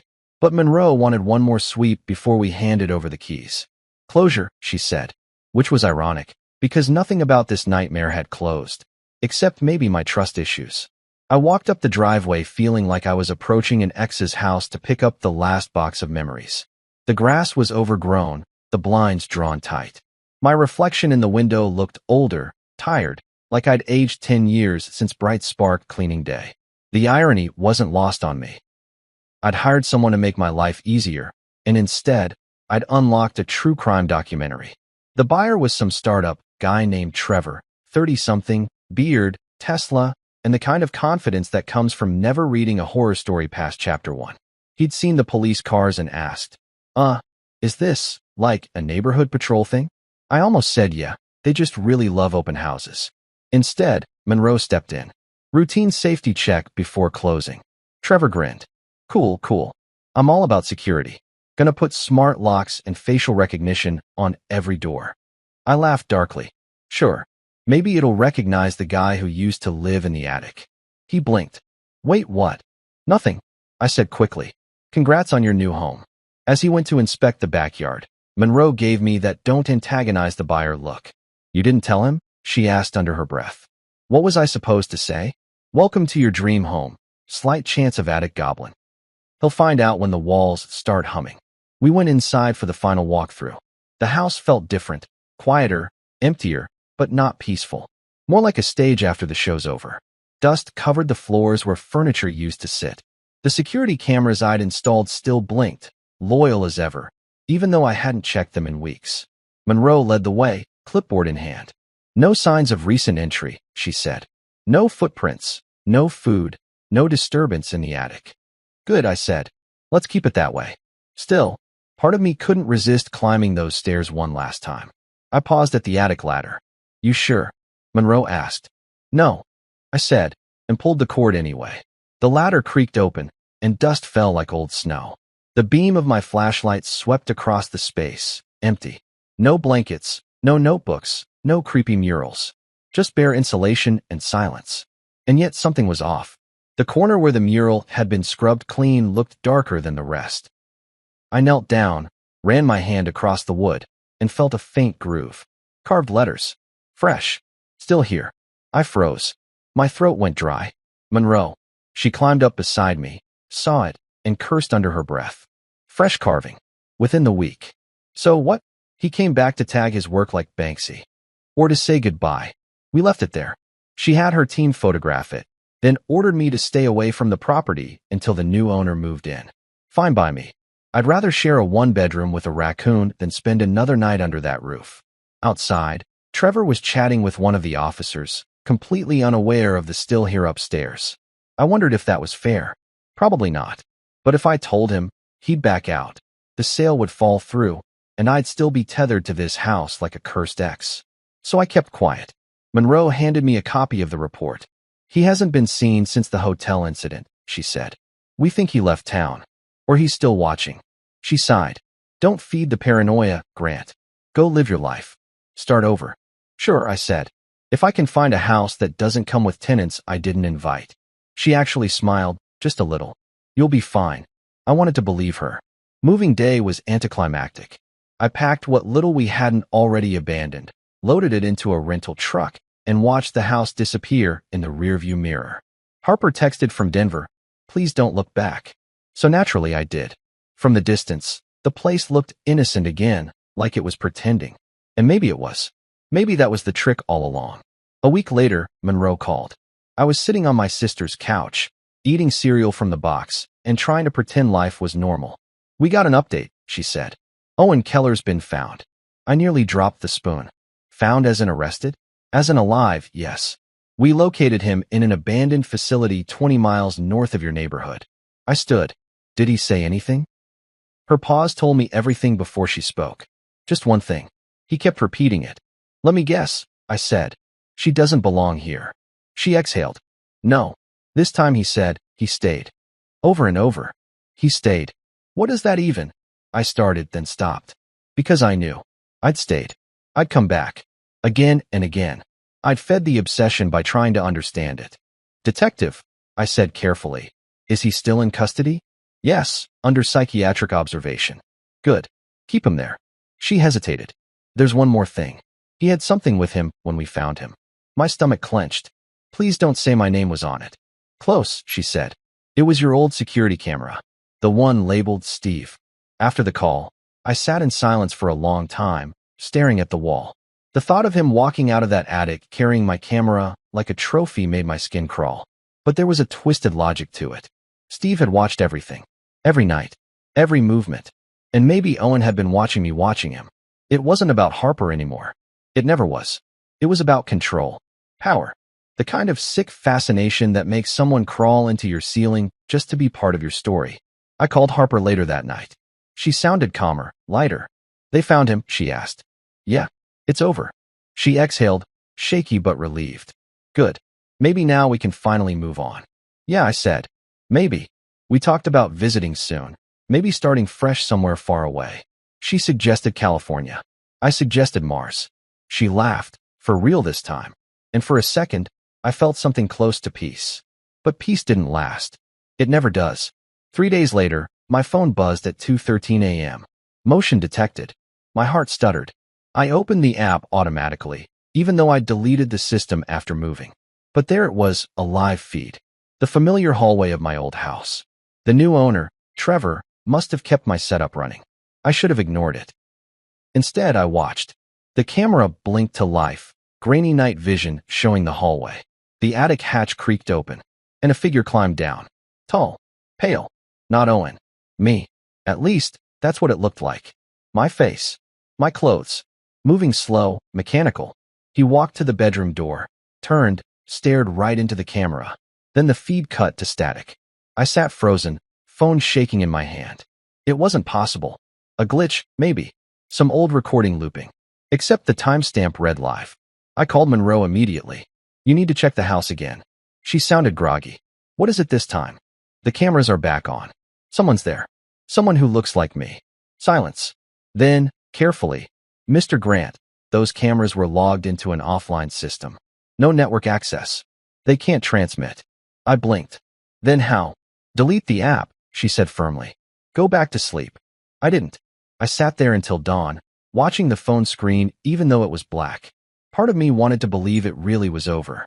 The other part couldn't shake the feeling that the house had kept something, some echo, some memory, that looked like me because I'd left a piece of myself behind. 2 weeks later, I drove past the neighborhood again. Don't ask why. Curiosity is just stupidity with better branding. Trevor's car was in the driveway. Lights on. Normal suburban peace. Then I saw it. In the attic window, faintly lit by the street lamp, a silhouette. Not moving. Just watching. I told myself it was Trevor. I told myself I was done with this. But as I drove away, I swore I heard it. Faint, carried by the wind. Daisy Bell. And for the first time in months, I smiled. Because if the house wanted to play games, let it. It couldn't hurt me anymore. At least, that's what I told myself. Life's mostly normal now, or whatever passes for normal after your attic used to come with a bonus psychopath. Harper and I moved west. New house, new locks, new rule, no attics. If it needs stairs to reach, it doesn't belong to us. Some nights, though, when the wind crawls just right, I swear I hear that faint hum again. Daisy Bell, low and steady, like the world's creepiest lullaby. Harper says it's just my mind rewinding trauma. She's probably right. Probably. Last week, my phone glitched. Screen went black, then blinked once, showing a single line before fading out. For words. She doesn't belong here. I laughed. Because what else can you do? Fear's a parasite. It only wins when you feed it. So I whispered into the dark, voice steady. Buddy, if you're still hanging around, rent's due. Venmo preferred. The house creaked. Quiet. Then, faintly, the sound of something closing upstairs, except we don't have an upstairs. I rolled my eyes, grabbed my bat, and muttered, fine. Round two then. Because if the whisper stayed, so did I.